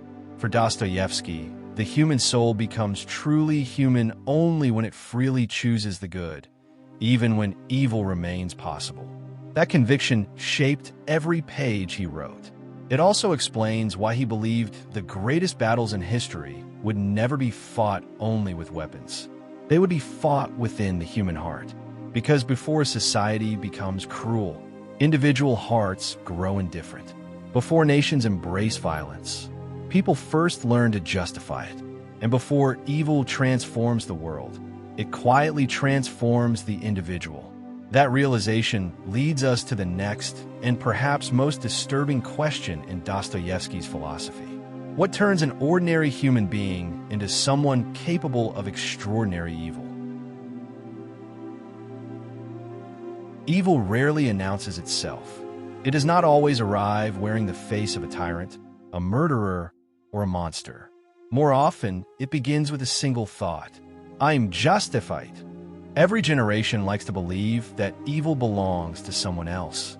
We imagine villains as people who look different from us, think differently from us, or live far away from us. We picture history's greatest monsters and quietly reassure ourselves that we could never become like them. Fyodor Dostoevsky refused to offer that comfort. After years spent in a Siberian prison camp, living beside thieves, murderers, and men condemned for terrible crimes, he reached a disturbing conclusion. The greatest danger is not that evil exists. The greatest danger is that every human being carries the capacity for it. That idea is deeply uncomfortable. We prefer a world divided into heroes and villains. Good people, bad people, innocent people, criminals. But Dostoevsky had watched convicted murderers risk their lives to help sick prisoners. He had seen educated men commit acts of shocking cruelty. He had witnessed generosity appear in places where society expected only brutality. Prison taught him something that would shape every novel he ever wrote. No one is completely good. No one is completely evil. The battle between light and darkness is fought inside every human heart. This is why his villains are unforgettable. They are never evil for the sake of evil. They justify themselves. They explain themselves. They convince themselves that their actions are necessary, reasonable, even moral. And perhaps that is the most frightening truth of all. The worst crimes in history were rarely committed by people who believed they were villains. They were committed by people who believed they were right. It does not always arrive wearing the face of a tyrant, a murderer, or a monster. More often, it begins with a single thought: I am justified. Every generation likes to believe that evil belongs to someone else. We imagine villains as people who look different from us, think differently from us, or live far away from us. We picture history's greatest monsters and quietly reassure ourselves that we could never become like them. Fyodor Dostoevsky refused to offer that comfort. After years spent in a Siberian prison camp, living beside thieves, murderers, and men condemned for terrible crimes, he reached a disturbing conclusion. The greatest danger is not that evil exists. The greatest danger is that every human being carries the capacity for it. That idea is deeply uncomfortable. We prefer a world divided into heroes and villains. Good people, bad people, innocent people, criminals. But Dostoevsky had watched convicted murderers risk their lives to help sick prisoners. He had seen educated men commit acts of shocking cruelty. He had witnessed generosity appear in places where society expected only brutality. Prison taught him something that would shape every novel he ever wrote. No one is completely good. No one is completely evil. The battle between light and darkness is fought inside every human heart. This is why his villains are unforgettable. They are never evil for the sake of evil. They justify themselves. They explain themselves. They convince themselves that their actions are necessary, reasonable, even moral. And perhaps that is the most frightening truth of all. The worst crimes in history were rarely committed by people who believed they were villains. They were committed by people who believed they were right. That is exactly what makes evil so dangerous. It does not begin with bloodshed. It begins with an idea. An idea repeated often enough becomes a belief. A belief defended long enough becomes an identity. And once an identity is threatened, people become capable of almost anything to protect it. Dostoevsky understood this long before psychology studied cognitive bias or self-deception. He knew that the human mind possesses an extraordinary ability to transform selfish desires into moral principles. A greedy man calls himself practical. A coward calls himself cautious. A cruel man calls himself strong. A fanatic calls himself righteous. Very few people wake up in the morning hoping to become evil. Instead, they slowly construct a story in which they are always the hero. That story becomes more important than reality itself. We have already seen this in Raskolnikov. He convinced himself that murder could become an act of justice. He did not begin with hatred.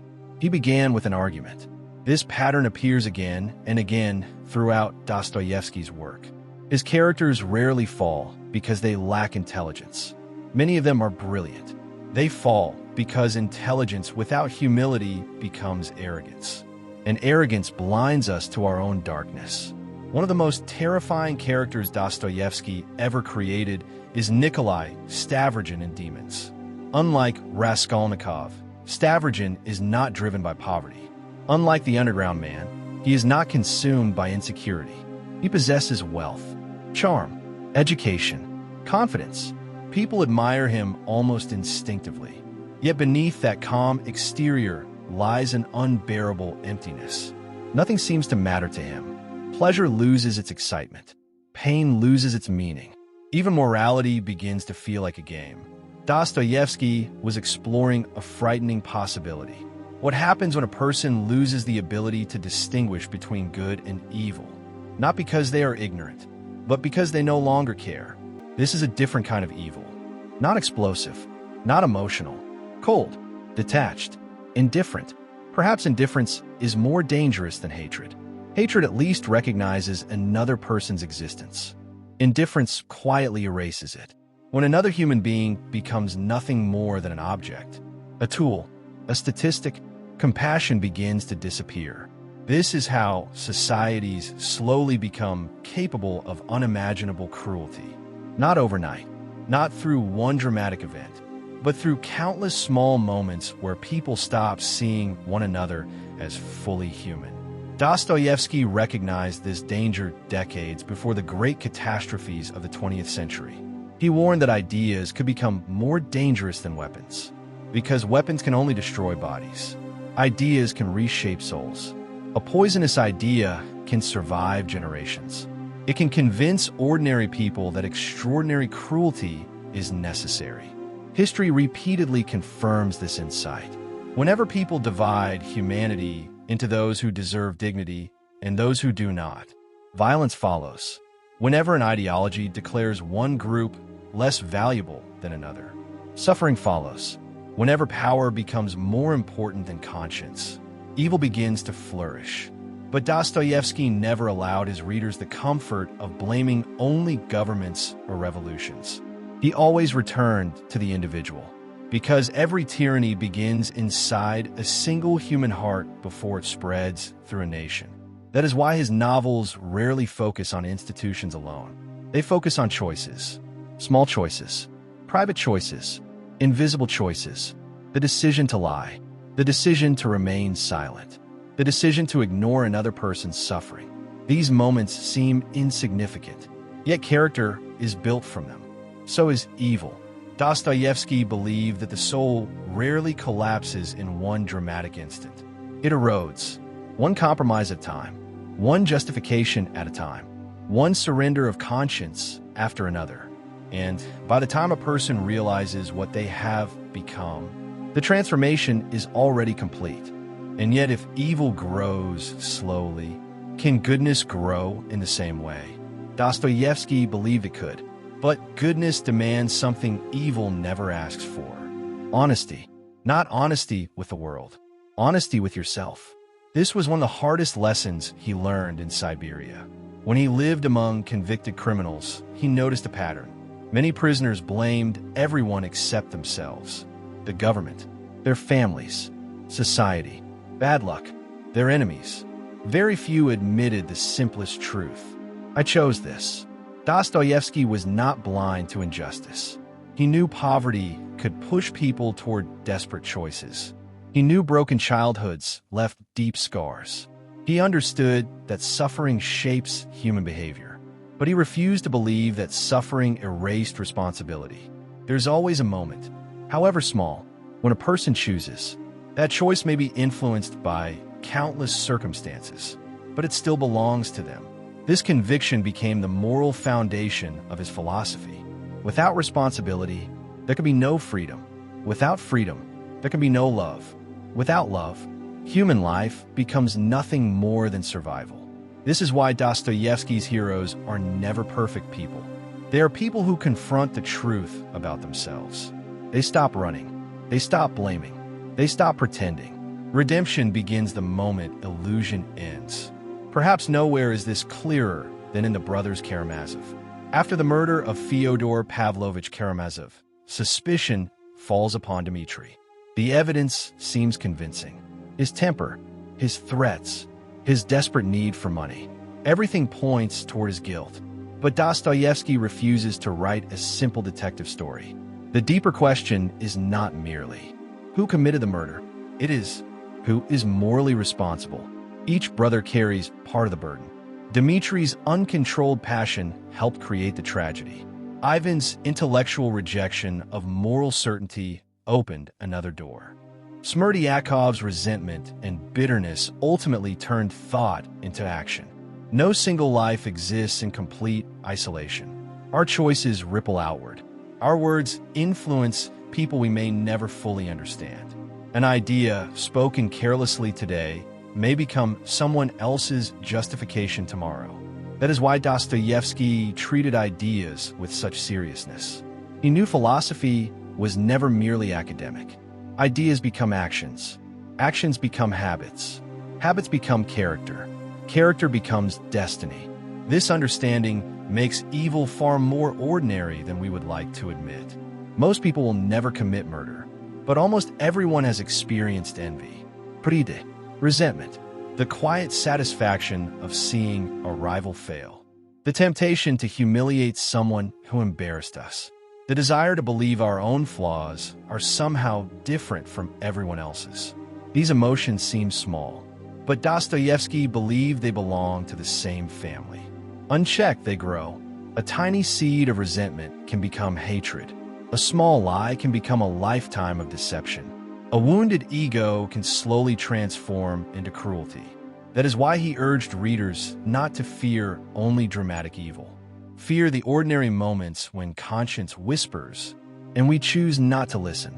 Modern psychology has reached similar conclusions. People rarely change overnight. Behavior is shaped through repetition. Neural pathways strengthen with habit. Every repeated action becomes slightly easier the next time. Compassion can become a habit. So can selfishness. Courage can become a habit. So can cowardice. Character is not created by one great decision. It is built through thousands of ordinary ones. Dostoevsky understood this without laboratories or brain scans. He understood it by watching human beings suffer. He understood it by watching himself. He never presented himself as morally superior. He knew addiction. He knew pride. He knew despair. He knew what it felt like to stand on the edge of self-destruction. Perhaps that is why his compassion feels so genuine. He never looked down on broken people. He saw himself among them. There is a famous idea often associated with Dostoevsky's worldview. The opposite of evil is not intelligence. It is love. History is filled with intelligent criminals, brilliant tyrants, gifted manipulators. Knowledge alone has never guaranteed goodness. A brilliant mind without compassion may become even more dangerous than an ignorant one. Love, however, changes perception. When we truly love another person, they cease to be an object. They become irreplaceable. Their suffering matters. Their joy matters. Their dignity matters. Love restores humanity where evil tries to erase it. This is why nearly every great Dostoevsky novel contains at least one character who whose compassion interrupts the cycle of destruction. Sonia, Alyosha, Prince Mishkin, these people are not powerful by worldly standards. They possess no armies, no political influence, no wealth worth mentioning. Yet they transform lives simply by refusing to stop seeing humanity in others. For Dostoevsky, this was real strength, not domination, not control, but the courage to love in a world that constantly rewards indifference. This brings us to one final truth about evil. Evil does not merely destroy its victims. It destroys the person who embraces it. Hatred consumes the one who hates. Resentment imprisons the one who resents. Cruelty deforms the soul of the cruel long before it reaches anyone else. That is why revenge rarely satisfies. It promises relief. It delivers emptiness. The human heart was never designed to flourish through destruction. It longs for something greater. It longs for meaning. And meaning cannot be built upon another person's suffering. After everything Dostoevsky witnessed, poverty, prison, illness, gambling, betrayal, grief, he reached an astonishing conclusion. The strongest person is not the one who conquers others. The strongest person is the one who refuses to let suffering transform them into someone incapable of love. That conviction becomes the bridge to the next chapter. Because if evil often begins with pride, and if redemption begins with love, then we must ask another question. Why do so many people fear the very freedom that makes love possible? Why do we willingly surrender our independence to comfort, certainty, and authority? To answer that, we must explore what Dostoevsky believed was humanity's heaviest burden: freedom. Freedom. It is one of the most celebrated words in human history. Nations have gone to war for it. Revolutions have been fought in its name. Countless people have sacrificed their lives believing that no treasure is greater than the freedom to choose one's own destiny. We praise it. We defend it. We dream about it. But Fyodor Dostoevsky asked a question almost no one else dared to ask. What if freedom is not humanity's greatest gift? What if it is humanity's greatest burden? At first, that sounds absurd. How could freedom be a burden? Surely the opposite is true. Surely chains are the burden. Surely oppression is the burden. Surely tyranny is the burden. And yet, look closely at your own life. How many times have you wished someone else would make the decision for you? Which career should I choose? Whom should I marry? Should I stay or leave? Should I speak or remain silent? Every choice carries uncertainty. Every decision closes countless other possibilities forever. To choose one path is to abandon another. Freedom is exhilarating, but is also exhausting. Dostoevsky believed that most people underestimate the weight of this responsibility. We often imagine that if every external obstacle disappeared, happiness would naturally follow. But what happens after the chains are removed? What happens when no one tells you who to become? What happens when your failures can no longer be blamed on anyone else? That is the moment freedom reveals its true cost. Because freedom demands ownership. Ownership of your choices. Ownership of your mistakes. Ownership of your character. And that is frightening. This is why the Grand Inquisitor remains one of the most profound characters ever written. His argument was not simply about religion. It was about human psychology. He claimed that people do not truly desire unlimited freedom. They desire certainty. They desire security. They desire someone to tell them what is right, what is wrong, what to believe, and how to live. The burden of thinking for oneself is simply too heavy. Dostoevsky looked at history and saw this pattern repeated again and again. Whenever uncertainty becomes unbearable, people begin searching for someone to remove it. A king, a dictator, a political movement, an ideology, a charismatic leader, someone who promises simple answers to complicated questions, someone who says, "Follow me, and I will carry the burden of choice for you." And millions often do, not because they are unintelligent, not because they're naturally evil, but because certainty is comforting. Freedom requires courage. Obedience requires only surrender. This is one of Dostoevsky's most unsettling insights. The greatest threat to freedom is not always the tyrant. Sometimes it is the human desire to escape freedom itself. We see this not only in history, but in everyday life. How often do we adopt opinions simply because everyone around us believes them? How often do we remain silent because speaking the truth feels risky? How often do we trade authenticity for acceptance? The pressure to conform has always existed, but modern life has amplified it. Social approval can now be measured instantly. A post receives praise, another receives criticism.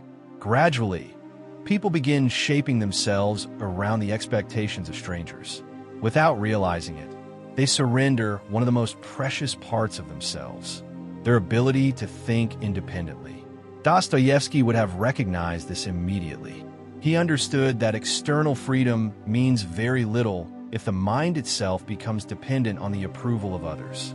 A person may live in a free society and still remain a prisoner of fear, a prisoner of pride, a prisoner of public opinion. Real freedom begins somewhere much deeper. It begins inside the conscience. That is why Dostoevsky's heroes are rarely politically powerful. Their greatest victories happen within. Raskolnikov becomes free only after accepting responsibility. Alyosha remains free because love guides his choices rather than resentment. Prince Mishkin remains free because he refuses to let a corrupt world corrupt his compassion. Freedom, in Dostoevsky's philosophy, is never simply the ability to do whatever you want. That is impulse. True freedom is the ability to choose what is right, even when everything inside you demands something easier. This idea stands in sharp contrast to the modern assumption that freedom means having no limits. Dostoevsky believed the opposite. A person ruled entirely by impulse is not free. They are controlled by their desires. The addict is not free. The slave to anger is not free. The person consumed by envy is not free.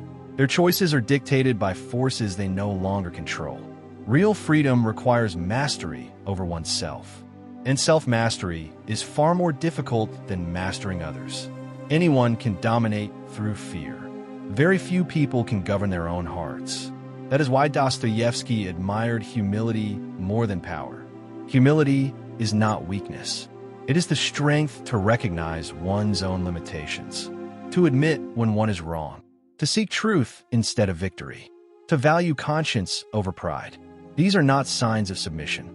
They are signs of genuine freedom, because only a free person can choose humility. Only a free person can forgive. Only a free person can love without coercion.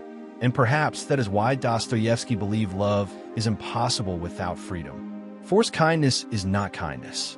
Forced belief is not faith. Forced loyalty is not love. Love exists only where rejection is possible. Goodness exists only where evil remains a real option. Freedom makes both possible. That is the risk God, in Dostoevsky's vision, accepted when creating humanity. A world without freedom might contain less evil, but it would also contain no genuine love. No genuine piety, no genuine virtue, only obedience. And obedience alone has never made anyone truly human.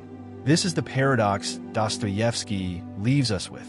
The very gift that allows us to become saints also allows us to become monsters. Freedom opens both doors. Which one we walk through depends not on fate, but on the quiet choices we make every single day. And those choices, repeated over a lifetime, become the story of who we are. The question is no longer whether we are free. The question is whether we have the courage to carry the weight of that freedom. There is another paradox at the heart of Dostoevsky's philosophy. The more we try to control the world, the less control we often have over ourselves. Think about the people who possess immense wealth, political power, fame, influence.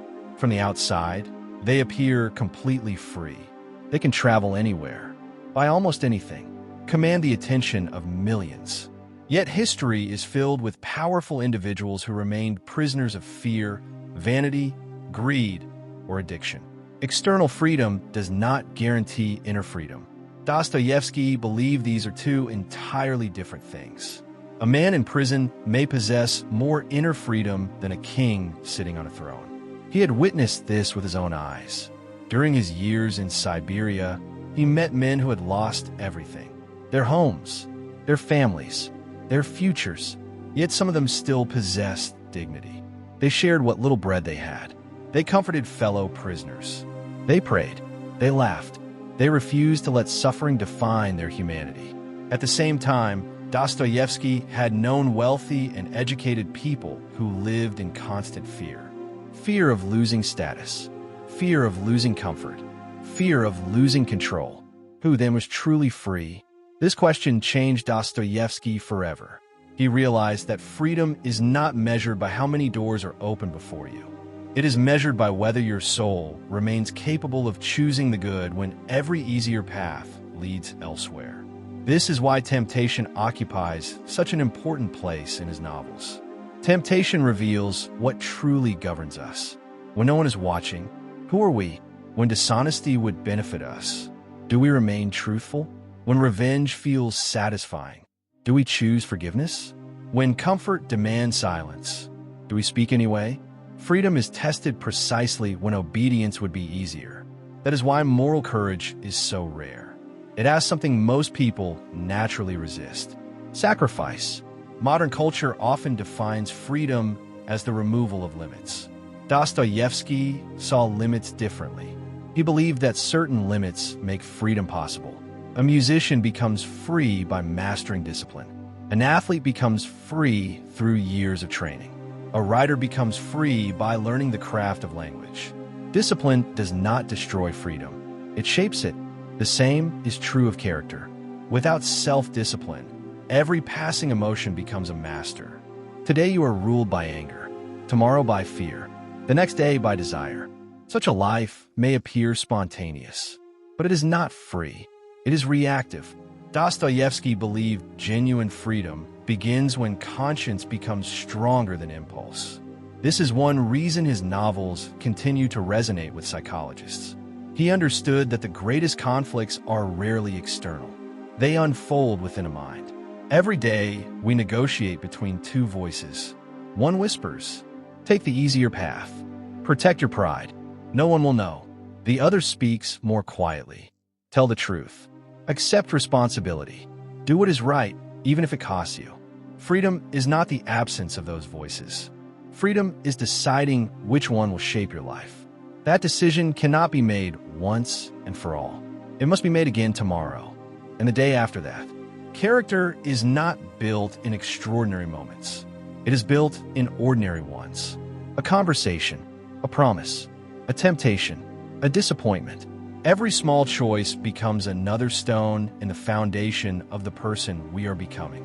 Perhaps this is why Dostoevsky distrusted every philosophy that promised to perfect humanity through politics alone. He believed no system could save people unwilling to confront themselves.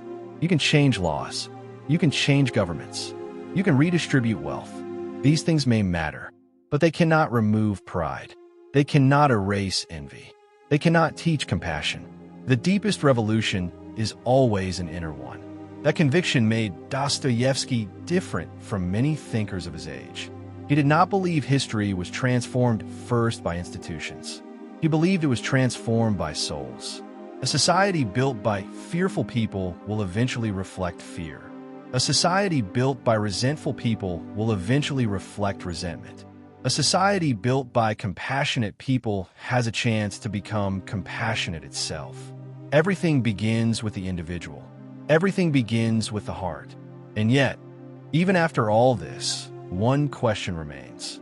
If freedom is so difficult, if conscience demands sacrifice, if suffering cannot be escaped, why continue loving at all? Why not withdraw from the world? Why not protect ourselves from disappointment? Dostoevsky's answer is both simple and astonishing. Because love is the only force powerful enough to justify the burden of freedom.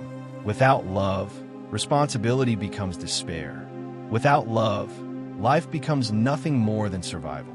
That conviction carries us into the next chapter of his philosophy. Because after exploring suffering, guilt, faith, evil, freedom, Dostoevsky believed was the highest expression of human existence. The quiet, courageous act of loving another person despite knowing how fragile, imperfect, and temporary every human life truly is. Imagine meeting someone who sees every flaw you have ever tried to hide, every regret, every failure, every selfish thought, every mistake that still keeps you awake at night. And instead of turning away, they stay. Not because they are blind to your imperfections, but because they see something deeper than them, something still worth loving. For Fyodor Dostoevsky, this was not sentimental fantasy. It was the greatest miracle a human being could experience.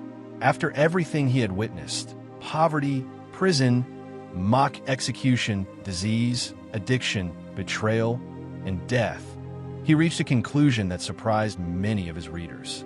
The opposite of suffering is not pleasure. The opposite of despair is not success. The opposite of evil is not punishment. The answer is love. Not the romantic love celebrated in poems. Not the temporary excitement of desire. But a love strong enough to remain when beauty fades. When comfort disappears. When hope seems impossible. This idea stands at the center of every great novel Dostoevsky wrote. Again and again, he presents characters who are broken beyond repair. Criminals, addicts, outcasts, skeptics, murderers, and people consumed by shame. And then he asks the same question. Can someone who has fallen so deeply still be loved? Can compassion reach places that justice cannot? Can forgiveness accomplish what punishment never will? Many philosophers believed human beings change through reason. Others believed they change through fear. Dostoevsky believed lasting transformation begins when a person experiences unconditional compassion. That belief did not come from theory. It came from his own life. When he entered the Siberian prison camp, he expected to find monsters. Instead, he found human beings. Some had committed horrifying crimes. Yet they still laughed. They still cried. They still missed their children. They still prayed. They still dreamed of becoming better. For the first time, Dostoevsky understood that no human being can be reduced to the worst thing they have ever done. This realization became one of the foundations of his philosophy. If every person possesses the capacity for evil, then every person also possesses the capacity for redemption. The question is not whether someone has sinned. The question is whether they are willing to confront the truth about themselves. That is why Sonia Marmeladova remains one of the most extraordinary characters in literature. By every social standard, Sonia has nothing. She lives in crushing poverty. She is forced into prostitution to feed her starving family. Society looks at her and sees only shame, failure, brokenness. But Dostoevsky invites us to look again, because beneath her suffering lies extraordinary moral strength. She has every reason to become bitter, every reason to hate the world, every reason to abandon compassion. Yet she refuses. She continues to care for others. She continues to forgive. She continues to believe that even the most broken soul can begin again. This is why Raskolnikov is drawn to her. Not because she is powerful, not because she possesses answers to every philosophical question, but because she embodies something his theories never could: grace. Raskolnikov spent the entire novel trying to save humanity through intelligence. Sonia saves one human being simply by refusing to abandon him. She does not excuse his crime. She does not pretend the murder never happened. She tells him to confess, to accept responsibility, to suffer the consequences. But she also walks beside him. She chooses to share his burden. That is the difference between judgment and compassion. Judgment points at the wound. Compassion kneels beside the wounded. Dostoevsky believed this distinction changes everything. Many people think love means approving of another person's choices. He believed the opposite. Real love demands truth, because lies can never heal. Only truth can. But truth without compassion becomes cruelty. And compassion without truth becomes sentimentality. Wisdom lies in holding both together. This pattern appears throughout Dostoevsky's greatest works. Again and again, the characters who transform others are not the smartest. They are not the richest. They are not the most influential. They are the ones willing to suffer for another person. Prince Mishkin in The Idiot is perhaps the clearest example. When Mishkin enters society, people immediately mistake his kindness for weakness. His honesty seems naive. His forgiveness appears foolish. His refusal to manipulate others makes him look helpless in a world driven by ambition. Many readers have wondered why Dostoevsky created such an unusual hero. The answer is simple. He wanted to ask a difficult question. What would happen if a genuinely compassionate person entered a society built on pride, vanity, and self-interest? Could goodness survive, or would the world destroy it? As the novel unfolds, Mishkin becomes a mirror. Everyone who meets him reveals something about themselves. Some exploit his kindness. Some mock him. Some love him. Some cannot understand him at all. But no one remains unchanged after encountering him. Dostoevsky suggests that genuine goodness possesses a strange power. It exposes the hidden motives of everyone around it. A truly compassionate person makes hypocrisy uncomfortable, not by condemning others, but simply by existing. And perhaps that is why goodness often appears so threatening. It reminds us of the people we could become. It is easy to love people when they are successful, when they are attractive, when they agree with us, when they make our lives easier. Almost anyone could do that.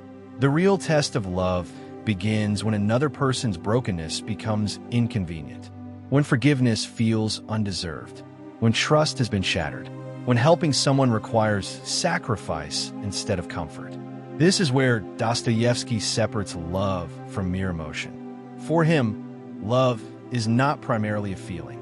Feelings change. They rise and fall like the weather. Love is a decision, a discipline, a commitment to recognize the humanity of another person, even when every instinct urges us to look away. This is why suffering occupies such an important place in his philosophy. Not because suffering is good in itself. Dostoevsky never glorified pain. He knew its cruelty too well. He buried children. He endured poverty. He lived with epilepsy. He fought addiction. He stood before what he believed was certain death. He understood suffering from the inside. But he also discovered that suffering strips away illusion. When everything comfortable disappears, status loses its importance. Pride begins to crack. The masks we wear for the world slowly fall away. What remains is the person we truly are. Some emerge from suffering harder than before, more bitter, more suspicious, more resentful. Others emerge with a deeper compassion because they finally understand what it means to hurt. This is the crossroads that appears again and again in Dostoevsky's novels. Suffering never guarantees wisdom. It only creates the possibility of it. The final choice still belongs to us. Will pain become an excuse to hate, or will it become a reason to understand? This question lies at the center of Alyosha Karamazov's life. Among the three brothers, Alyosha is often misunderstood. Some readers think he is simply the good brother, the gentle one, the religious one, but Dostoevsky never intended him to be naive. Alyosha is fully aware of evil. He has seen greed destroy families. He has witnessed cruelty. He has listened to Ivan's devastating arguments about innocent suffering. He knows how dark the world can be, yet he refuses to surrender to despair. His hope is not built upon ignorance. It is built upon courage. There's a profound difference between optimism and hope. Optimism expects circumstances to improve. Hope chooses goodness even when circumstances refuse to change. Alyosha embodies that hope. He believes every human being deserves dignity, not because they have earned it, but because they're human. This belief transforms the way he treats people. He listens before judging. He forgives before condemning. He seeks reconciliation where others seek revenge. To many, this appears impractical, weak, even foolish. But Dostoevsky quietly asks another question. Has hatred ever truly healed anyone? Has revenge ever restored a broken soul? History offers countless victories won through violence, far fewer won through forgiveness. And yet the moments that inspire humanity most deeply are often acts of extraordinary compassion. A stranger risking everything to save another. A parent sacrificing comfort for a child. A friend remaining loyal through failure. These moments reveal something reason alone struggles to explain. Human beings are capable of loving beyond self-interest. That possibility fascinated Dostoevsky. He believed it pointed towards something sacred within human nature. Modern psychology has reached surprisingly similar conclusions. People who devote themselves entirely to status, wealth, or pleasure often discover that satisfaction fades quickly. The achievement that once seemed life-changing soon becomes ordinary. The mind immediately seeks another goal, another success, another victory. This endless pursuit has become known as the hedonic treadmill. The more we acquire, the more our expectations grow. Happiness keeps moving further away. Dostoevsky understood this long before psychologists gave it a name. He knew that meaning could not be found through endless consumption. Meaning is discovered through relationship, through purpose, through self-giving. That is why his novels are filled with characters who possess almost nothing materially, yet possess extraordinary inner richness, and others who possess everything, yet remain spiritually empty. He challenges one of our deepest assumptions. Perhaps fulfillment is not found in asking, "How much can I gain?" Perhaps it begins by asking, "Whom can I serve?" For a culture obsessed with achievement, this sounds almost absurd. We are taught to compete, to compare, to climb, to become exceptional. Dostoevsky asks us instead to become compassionate, because greatness without compassion becomes domination. Knowledge without compassion becomes arrogance. Power without compassion becomes oppression. Only love prevents strength from becoming destructive. This is why Prince Mishkin remains one of literature's most unforgettable figures. He enters a society fascinated by wealth, status, and reputation. He offers none of those things. He offers sincerity, and people do not know what to do with it. Some exploit him, others mock him. Some mistake his gentleness for stupidity.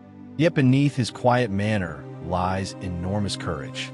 It takes courage to remain kind in a cynical world. It takes courage to forgive when pride demands revenge. It takes courage to believe in goodness after witnessing evil. Anyone can become cynical. Cynicism often disguises itself as intelligence. It whispers that compassion is naive, that everyone is selfish, that kindness is merely weakness. Dostoevsky rejected this completely. He believed cynicism was not wisdom. It was exhaustion. Real wisdom continues loving despite disappointment, not because it ignores evil, but because it refuses to let evil have the final word. Perhaps that is why his novels still move readers today. They remind us that beneath every argument about politics, philosophy, religion, or psychology lies a more personal question. How should we treat another human being? Everything else flows from that answer. A society cannot become compassionate if individuals refuse compassion. Justice cannot survive without mercy. Freedom cannot survive without responsibility. And love cannot survive without sacrifice. Dostoevsky never claimed this path was easy. In fact, he believed it was the hardest path of all. To love another person is to make yourself vulnerable. You may be rejected, misunderstood, betrayed. Your heart may be broken. But to refuse love entirely is to imprison yourself. The walls may protect you from pain, but they also prevent joy from entering. For Dostoevsky, the greatest tragedy was never that people suffer. It was that suffering sometimes convinces them to stop loving. That is the victory evil seeks, not merely to wound the body, but to harden the heart. And that is precisely why compassion is an act of resistance. Every time we choose forgiveness over revenge, understanding over contempt, mercy over cruelty, we push back against the darkness that Dostoevsky believed exists within every human soul. This conviction would shape his final warning to the modern world. because he believed the greatest dangers of the future would not come only from armies or weapons. They would come from ideas powerful enough to convince ordinary people that compassion was no longer necessary.